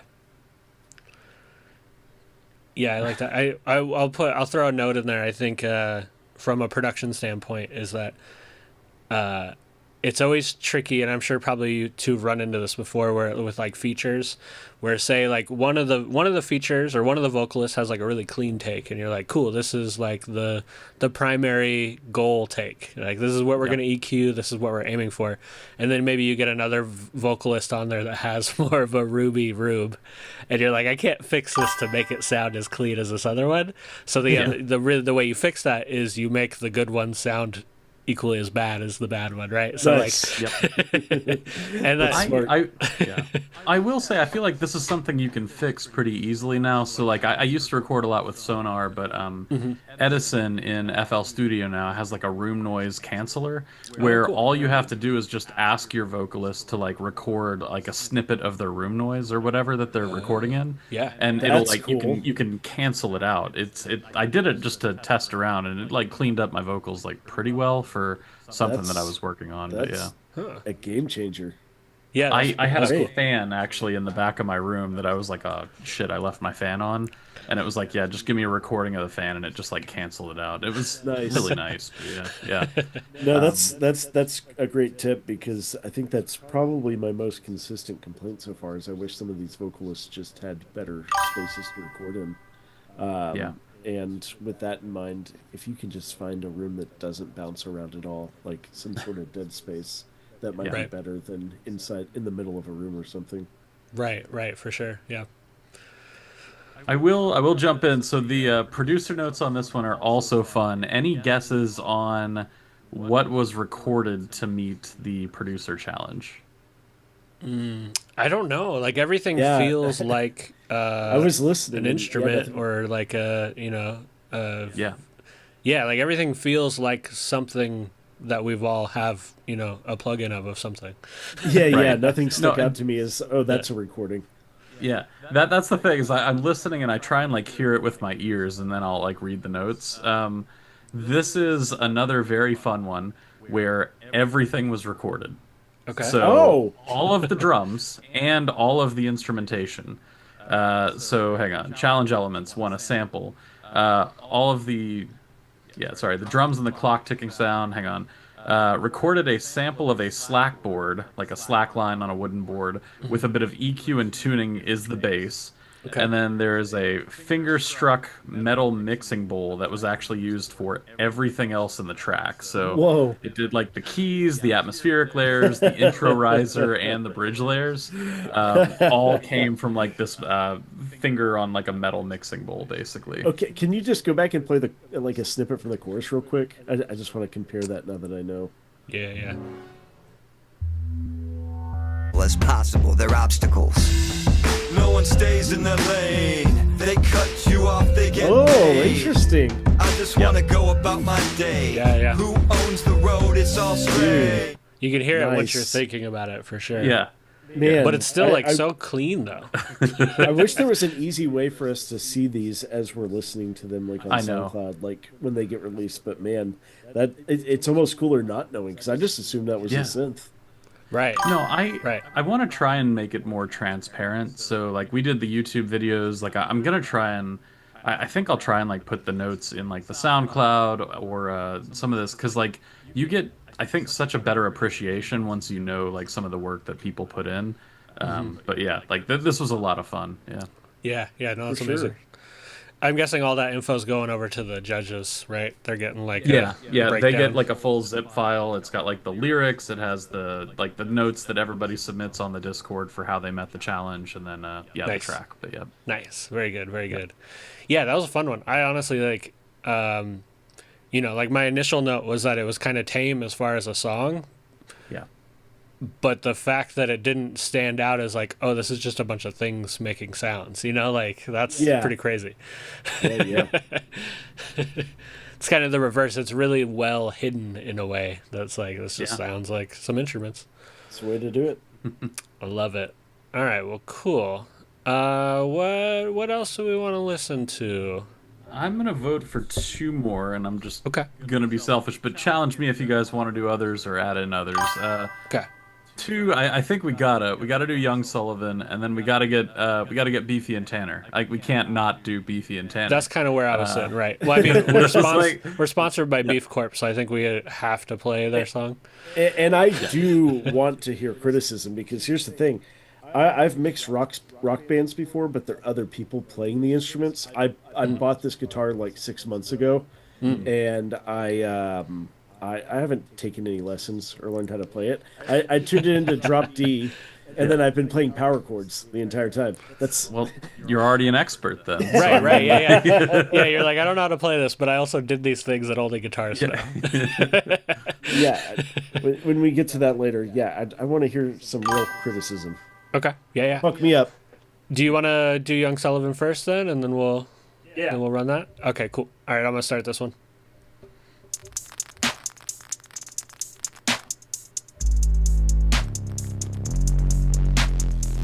Baby, a brand new day just dawned to do fucking nothing. So sit on the couch and wait for your ass to flatten out the stuffing. No good camps are left for huffing. No good bets are left for bluffing.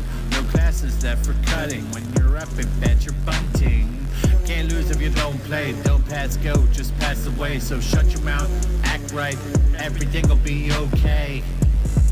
Listen to the devil on the shoulder. Pouring poison in the ear. It doesn't matter if you're older.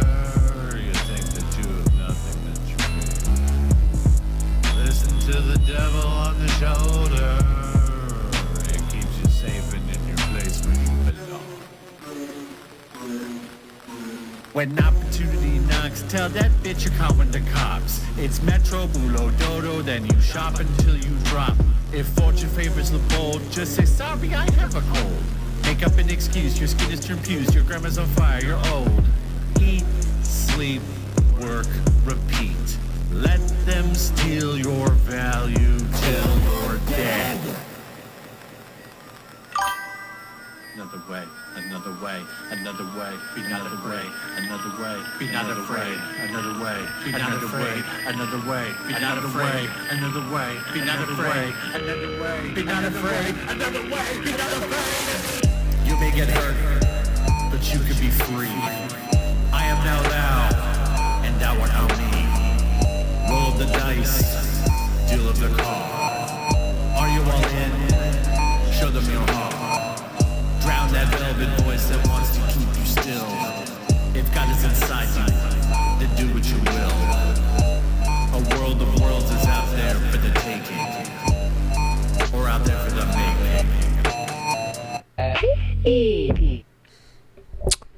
Yeah,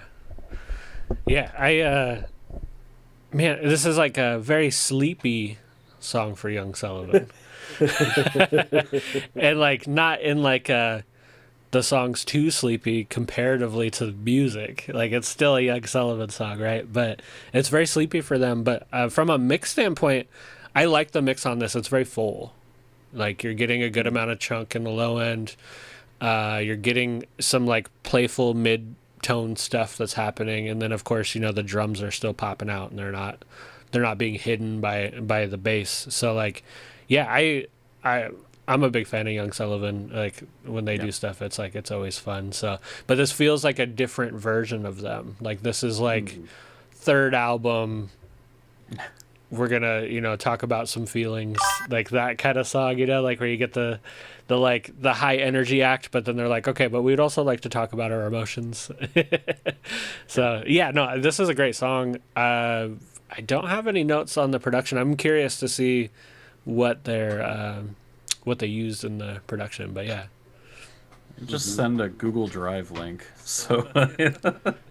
Oh, you did? Okay. No, they. That's what's in the notes is just a Google Drive link. So. Oh, nice. Okay. It's changing. Okay. I don't even know what's going on. It links to a video. Okay, so in the comments, it's saying a forklift horn and an old school style bicycle horn. Nice. Is what's in there. Okay. Probably, is that what's in the video, I'm guessing? I can't tell you right now because it's... That's okay. Oh, okay, they made a video. Yeah. Because it's fine. It was too much to type out. I love that. The video has some aesthetics as well, so I'm tempted to drop the... I don't know. I'll ask. You should. Should I drop the link? I'll drop it in the chat. I don't know. Just drop a link to a Google Drive. We're gonna be sketch. All right, let's go. Yeah. I don't know if anybody wants to watch it. I did just drop it in the Twitch channel, but we should throw it in the Discord too.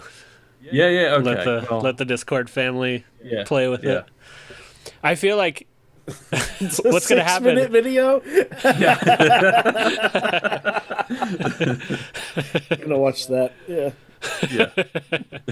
Somebody's going to sample the video that they made breaking it down, and that's what's going to be amazing. It's our next round for sure. Yeah. No, I will say I really like the evolution this pair has done over the last couple of these, basically, where it's finding that kind of groove or partnership with somebody. And again, there's a couple folks that really do that well, but it's once you have that, watching people kind of evolve as artists together is a lot of fun to me. So this is another, you mentioned it kind of feels like third album kind of material, and I was there's pros and cons to that. I'm one, you can kind of tell the partnership and the evolution kind of changing and exploring different dynamics, but you can tell this is a group that's worked together quite a bit. So yeah. Tanner, how you feeling? I think it's fun.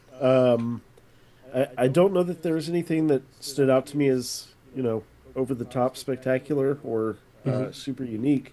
But with that said, I was vibing to it the whole time. It's a good beat. I like kind of the vocal effects. I feel like maybe some of the vocal effects were used to maybe cover a recording that was less than perfect, possibly.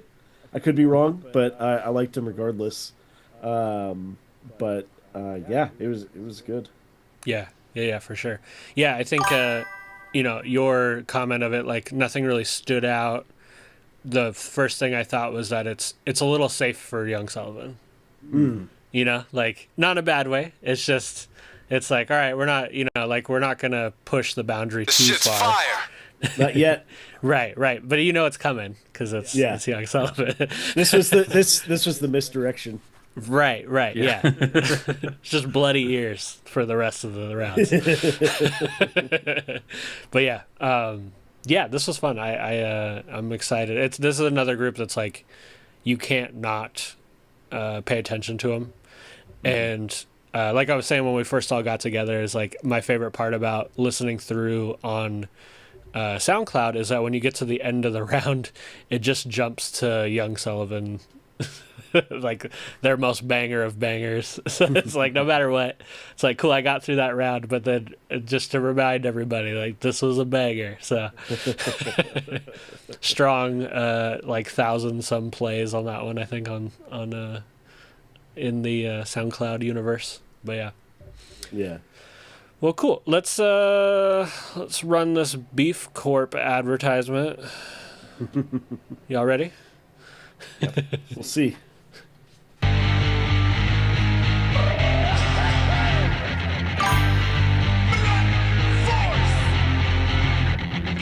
I came full frozen from the factory, where love grass fed until puberty. Had a vision since I entered the womb for me to grow into a product for them all to consume. It doesn't seem to matter that I am the highest of prey. The only thing they seem to care about is having their way. And then they flatten and then Bernie sent me out on a plate. In the end, it turns out that they are the ones getting paid. And if we didn't willingly give them the lead that they see, they would be in a dig.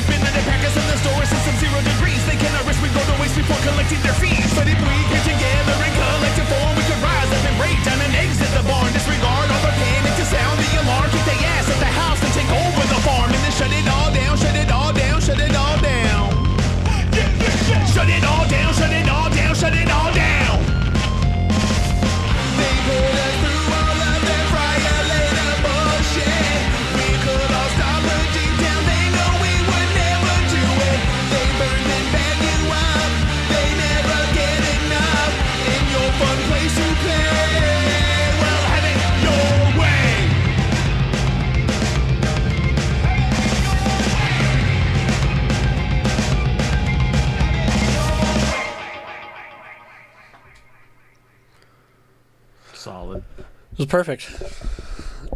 According to my contract, it's perfect. I'm going to critique myself first. That the beeping sound in the last half of the first verse was louder than I expected on these headphones. So I'm just going to give a quick background on that. So, like, the original idea we had was that I would go to a McDonald's and sample the fry machine sound, the famous one that you've seen maybe Guitar Hero tabs of and things like that before. But that never happened. Never made it over there. So I sampled my microwave, and then I tried to play like the melody of that beeping in a way that fit into the song. I don't think I pulled it off the way that I wanted to pull it off, but it's fine. If we release an album, I might take that part out. I would leave it. Yeah. Yeah. So from fresh ears, like obviously you've been living with this for the last couple weeks. So yeah. From fresh ears, it didn't stand out as like I didn't notice it, but not in a bad way, right? Like okay, it's there, it's happening, but I wasn't like that's a little too loud, or I can't stop thinking about that. Does that make sense? Like I think it fits. This shit's fire. I think it's in a good spot. All right. Yeah. I like this. The one thing that kind of made me smile is that like it's a punk song, right? But it's Beefy's in the Pacific Northwest, and this is a very Pacific Northwest punk style. And like nice. You know, as when you grow up over here, like this was like kind of the punk music that was happening. It's kind of melodic in a way. Like the vocalist is a little bit more singy, rappy.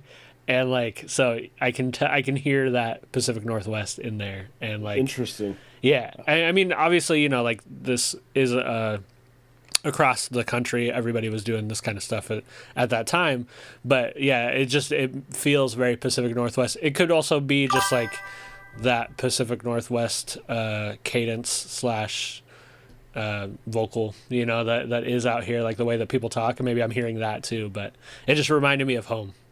Yeah. I kind of had, you know, for the chorus at least, after I'd played it and messed with it for a while, I was starting to get somewhat of an Offspring vibe, and I really like the Offspring, so it makes sense that that's what came into my head. But that's also East Coast, so sorry, West Coast. Oh yeah, they're California, right? I think. Yeah, I think somewhere so. Over there. Yeah. But yeah, that's good to hear. Yeah. No, I think you guys knocked it out of the park for this. It's not, you know, like from a mixing standpoint, and specifically like a hip hop mixing standpoint, I like more bass, but that doesn't really make sense for this. And what's funny is, the version I had mixed right before I did this final one had way less bass, and I was like, no, we got to crank it up. A little more bump. Apparently, you could go a little more, so I'll keep that in mind. That might be the wrong choice, though, to be honest.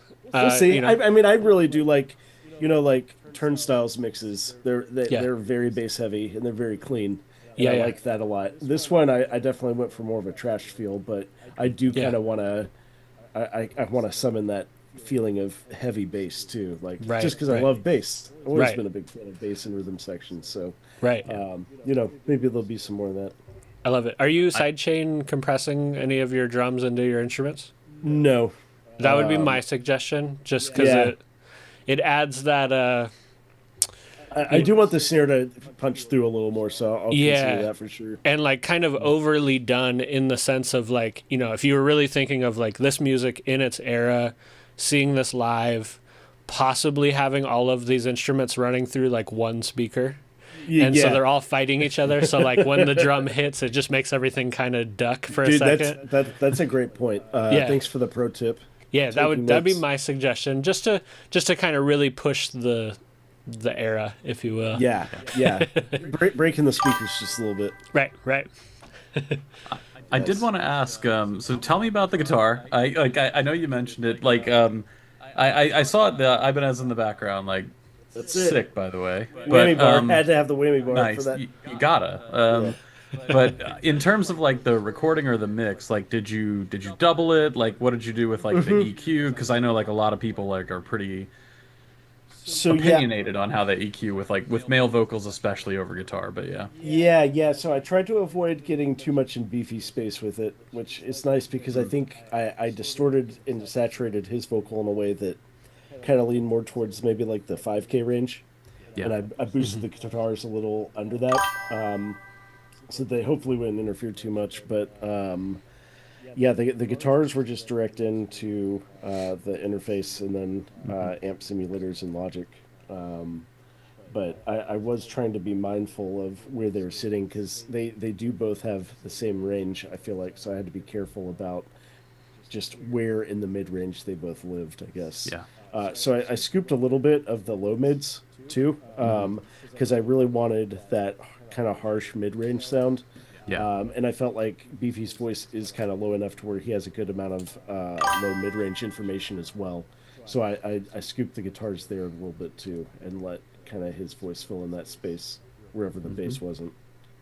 Yeah. Did you do any doubling or like layering on guitar takes? Oh yeah. Every guitar part did a full hard left and right. Yep. Okay. Yeah, that's what I thought I was hearing, because I was like, Yeah, it sounds like you doubled it, and yeah. I did. And basically I just so I started. I think I started with a basic idea for the riff, and then I started throwing some drums in there, and then I would just loop the drums for like 10 minutes and jam, and then until I found progressions I liked. And then I would play each progression for maybe 16 to 32 bars, and then just took the best cuts from that, because, like I said, I bought this guitar 6 months ago, and I'm not a good player. I was struggling with some of the faster strumming at parts, and trying to play them tight enough to where I could do a left and right layer. Right. Yeah, that's tricky. I found just enough parts. Cool. And if you listen to the very beginning, like the very first like strum, how it goes dicka dicka. The dicka dickas, like, they are not in time very well. But I was like, you know what, we're rolling with it. I've got maybe 6 hours available total to fuck with this whole track over the course of the next few weeks. Right. So I like little things like that. If I have time, I'll come back and I'll fix it. But it kind of led to the sloppy kind of punk aesthetic in a way. I know there's plenty of punk bands that play real tight, but there's also something like, just, okay, that take was good enough, let's stick with it. Which I like, especially the energy of having the two takes, especially like hard panned, I think works well. One of the things, like, because again, you have that like strumming, like that, the percussive, yeah, you got it, the shirt, I saw the call out there. So you have like the percussive takes. Like, one of the things that I would mention that is like a cheat for this, by the way, is just take the ticka ticka from like one take, double it, and then pan it to the opposite side and just EQ it differently. You can like create a different, like a take that's going to actually have the exact same strumming pattern, and just treat it slightly different, like just for the ticka ticka, like cut out for one take on that, and just EQ it differently and pan it to the other side. Oh, I like that. Then it'll be perfectly in time. And you can just treat it to sound just different enough. But especially for like any time where you're strumming and it has that more percussive kind of nature to it, like, you really want to, that's where like the timing, I think, kind of tricks in. But yeah, I think I would run with that, and just, because playing, even if you were like playing for 20 years, like trying to get the ticka ticka like to line up is a fucking nightmare. Like, I hate doing stuff like that. So yeah. No, it's amazing. Well, I'll learn more guitar tricks along the way. I'm definitely not ready to learn real chords yet. I just want to, I want to come up with fucking power chord riffs and live with that for a while. I love it. Are you all theming this whole competition in this theme? Or, yeah. Okay. Nice. Okay. Cool. Yeah. I love it. And I think that is going to make the next round very interesting.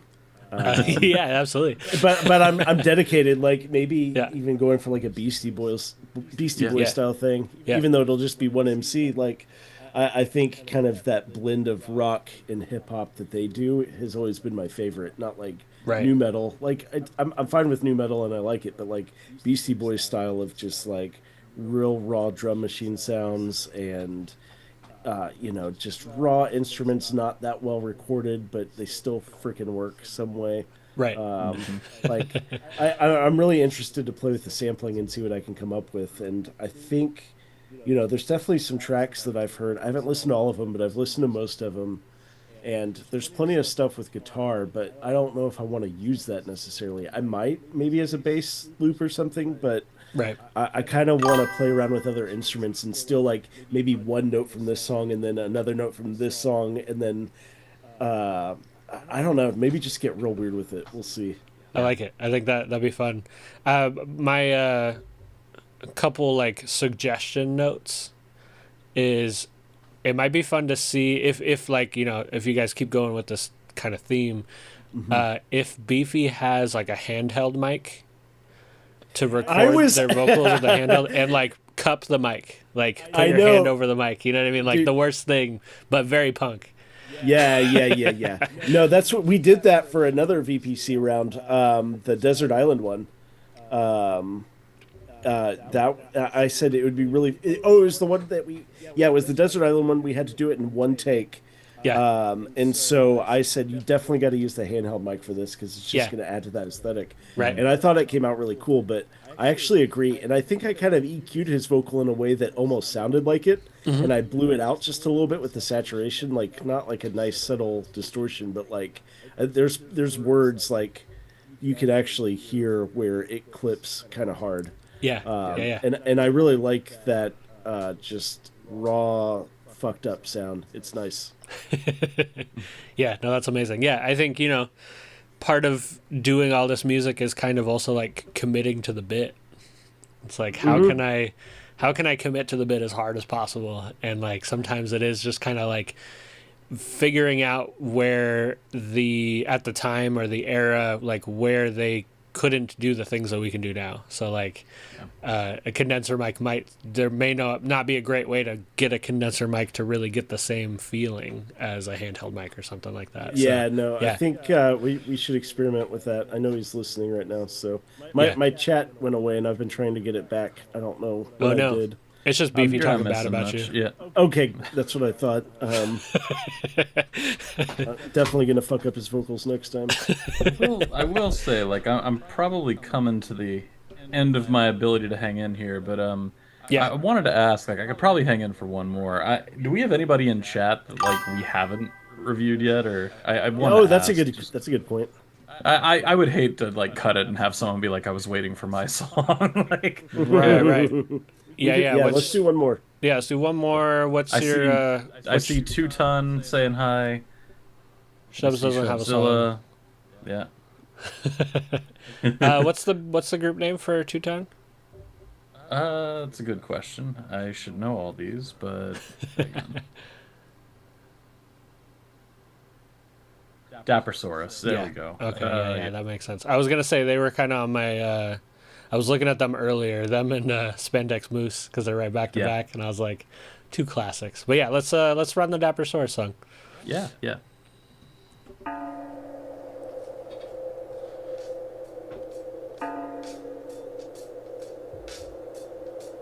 I'm guessing that bell sound was sampled. Yeah. Grew up at the gym, found a fighting acumen. Couldn't wait to train my own companion, cause all of my heroes had them. Throwing balls, making calls every night in my dreams. Mom and dad bought them all, but only as figurines. I wanted the real thing, a live pet all set to fight. A pocket monster flexing might to match my own god complex syndrome. To be the best, you gotta beat the best. Stroke to be tested in the Pokédome. Start training every day at the range, gonna slay all the rest. I gotta catch them all, keep them locked up in my vault. Know they're there when I need them, for the day I can protect my freedom. I gotta catch them all, keep them locked up in my vault. Know they're there when I need them, for the day I can protect my freedom. Everybody's getting weaponized, need more than one, maybe more like 5. See the strength and I gotta have it, my blast always fully automatic. Got a lot of balls armed to the teeth, like I'm gonna form a large army. So if anybody tries to harm me, it's shock and awe in waves like Starmie. Keep a shroom and spore stored here in my nightstand drawer. Keeps me sleeping peacefully, but don't bring out the beast in me. Cause I always hit my target, throw the cardio, he hits the hardest. Started small but I can't get enough, put them all to sleep like Jigglypuff. I gotta catch them all, keep them locked up in my vault. Know they're there when I need them, for the day I can protect my freedom. I gotta catch them all, keep them locked up in my vault. Know they're there when I need them, for the day I can protect my freedom. My freedom. my freedom.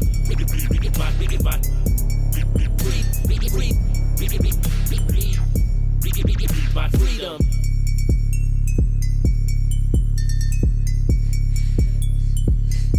That's great.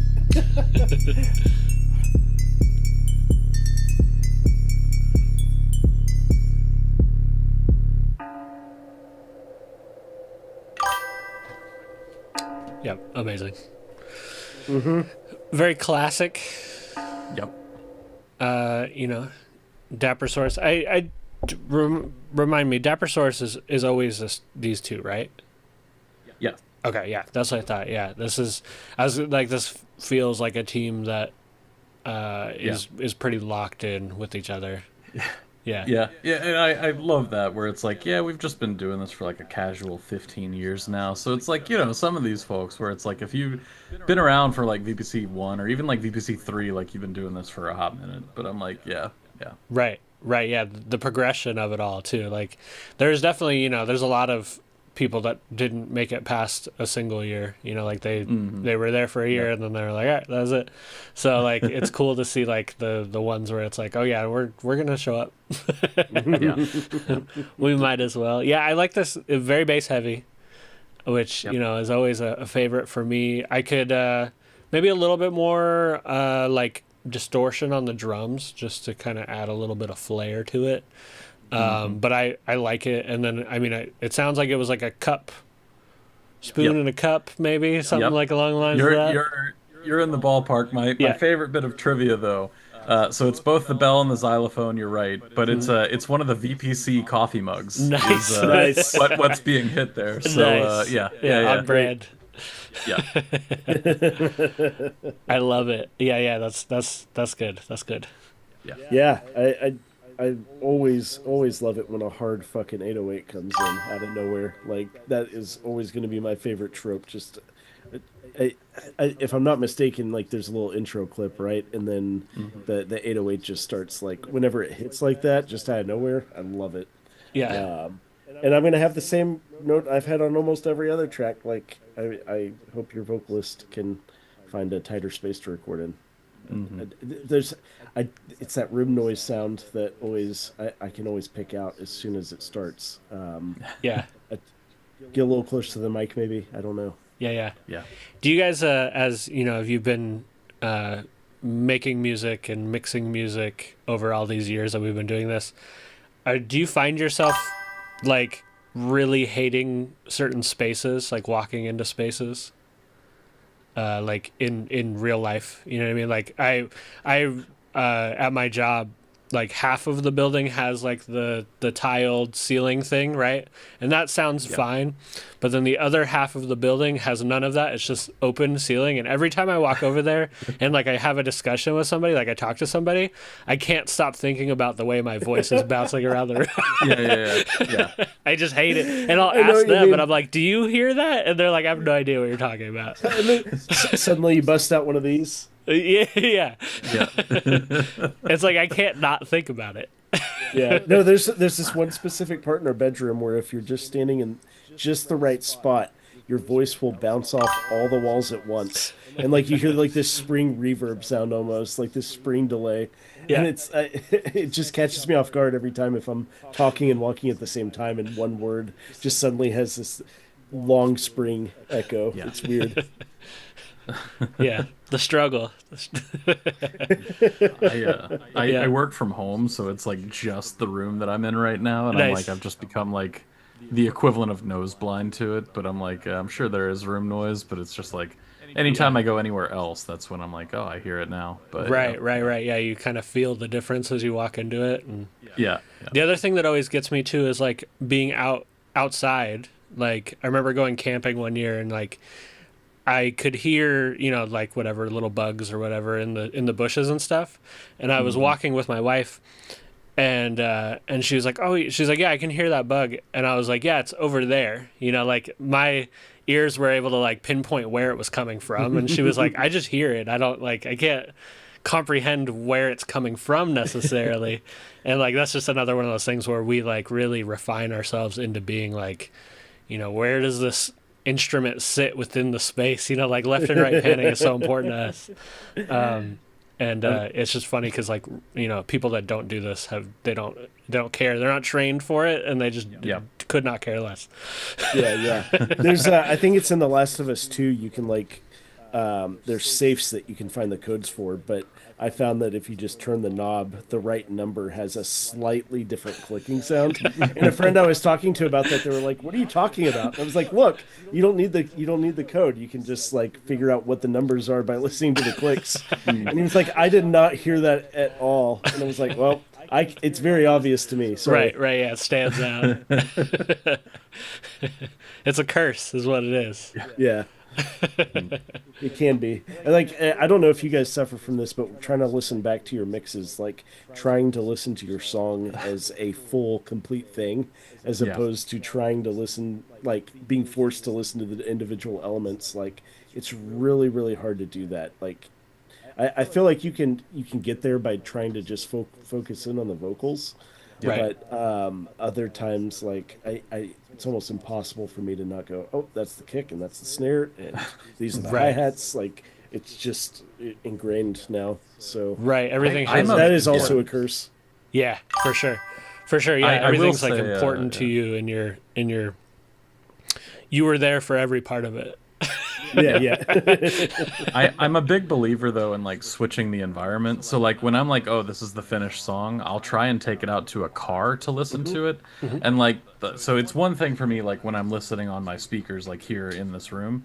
And then like the second I'm like, this is a finished song, I try and take it to like a much more casual, and like, you know, there are tons of benefits of doing like the car test, but to me, that's when I'm like, this is now like a song, how does it like track? And I don't know, like when I hear it on these speakers, like I'm picking it apart like completely. Right. And then if I just go hear it like anywhere else, I'm like, okay, now I can like process it as like a song and just try and deal with it that way. But yeah. Right. That's a good tip.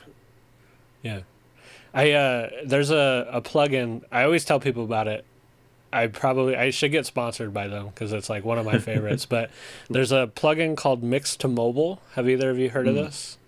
I haven't. No. Okay, so you put it on your master or your master send, and there's a companion app, and all it does is stream the audio from your session to your phone.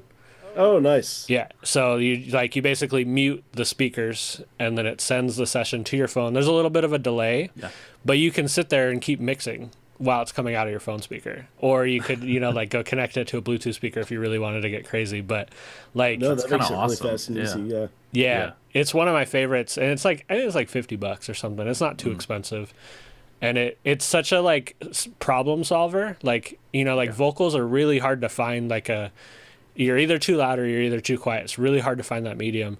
And like when it's coming out of your phone, like if you sit and scroll on your phone all day, you have a pretty good idea of where vocals should sit on your phone because you're just using that speaker constantly.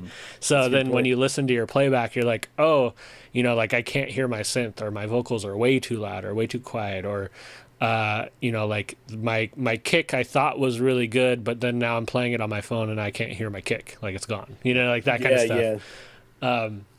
But yeah, such a game changer, and it's so easy because you just like, it's basically like you're A/Bing between your main speakers and your phone, and there's no cables involved. It's just synced across the magic of the internet. One of the benefits of switching to this Mac Mini as my main production PC is it has a really shitty speaker built into it. Yeah. So you can switch your audio output to that, and it will suddenly expose every problem in your mix instantly. Right. Because it sucks. It's not even good for a tiny speaker. Right. But it is fun to listen to through that because really, like, it helps me find problems in the mid-range very quickly. Yeah. Oh, 100%. Yeah, and I mean, that's, you know, everybody has different environments that have different struggles, right? Like, low end, I think, is probably the most common struggle for most, you know, like, either your room is lying to you or your speakers aren't showing you, right? Like, that's normally, like, you're between that realm. And then high end is just high end. I think my tip, or the thing that really, like, opened up my high end mixing was I when I was pretty much done with a mix, I would throw EQ on the master and then turn my high end all the way up.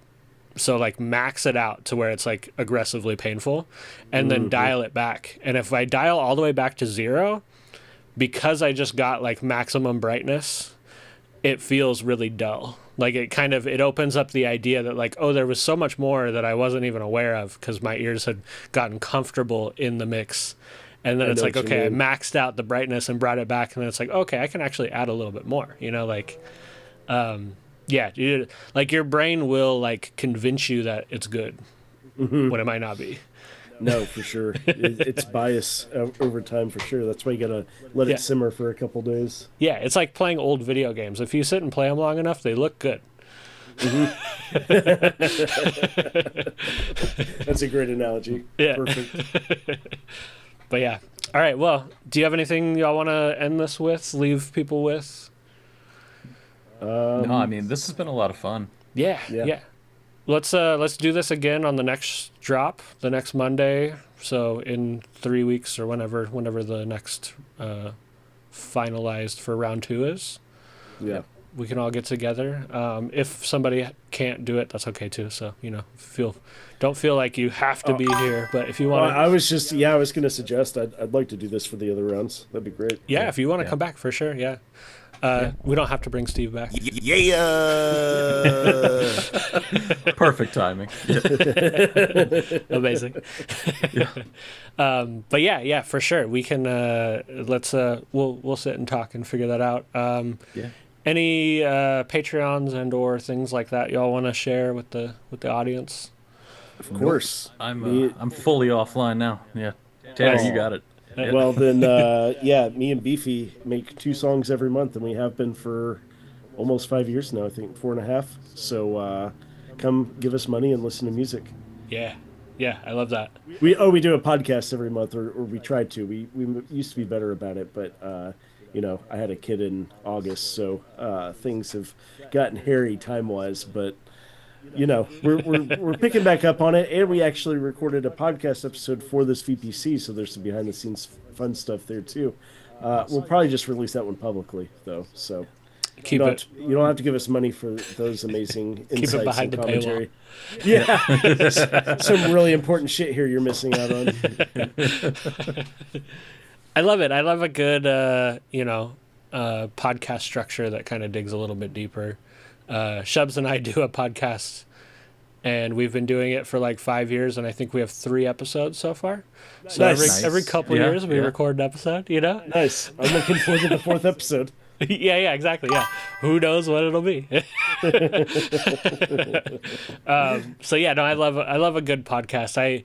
I'm not the biggest fan of listening to podcasts, to be honest, but I love seeing people being active and doing podcasts. I used to have a job where I could listen to them for 8 hours a day, but no, I don't. Yep. So I've almost stopped completely. Me too. Yeah, I had a job where I was driving, and I was like, I got bored of listening to music, and I was like, oh, this is where podcasts make sense. Yeah, exactly. Yeah, no, that's amazing. I love it. So everybody go follow all of us. We're on the internet, and go follow VPC. I dropped a link to the VPC songs if you want to go listen to them. If for some reason you're here watching this but don't know what this is, that'd be weird. But if you are, I hope you are. Yeah. Someone's here 2.5 hours in, and they're like, "Oh, that's what it is." Right. Exactly. Well, cool. All right. Well, we'll end it there. I'll end the stream. Y'all don't leave yet. As far as us, as we'll stay on our call for a second. But sure. Peace out, everybody. Go support all of these acts. Go follow them online, and go. Regular people can be in the Discord, yeah? Like, you don't have to be an artist to be in the Discord? That's correct? Yeah, so it's fully open. Share it publicly, invite your friends. There's like a whole separate role for like voters and audience. Like, it's fully opened up. So benefits are you can like interact with the artists. I'm going to plug that VPC, but like, yeah, share it around. It's totally open. Happy to have more people in it. Yeah, I love it. I feel like it's kind of the one missing link that we had from the old competitions was like there wasn't a good way to really like link in with everybody. So Discord is perfect for that. So yeah, perfect. All right, peace everybody. I'm gonna have a fish islands next time. Okay, sounds good. Yeah, that's bye, people. Bye.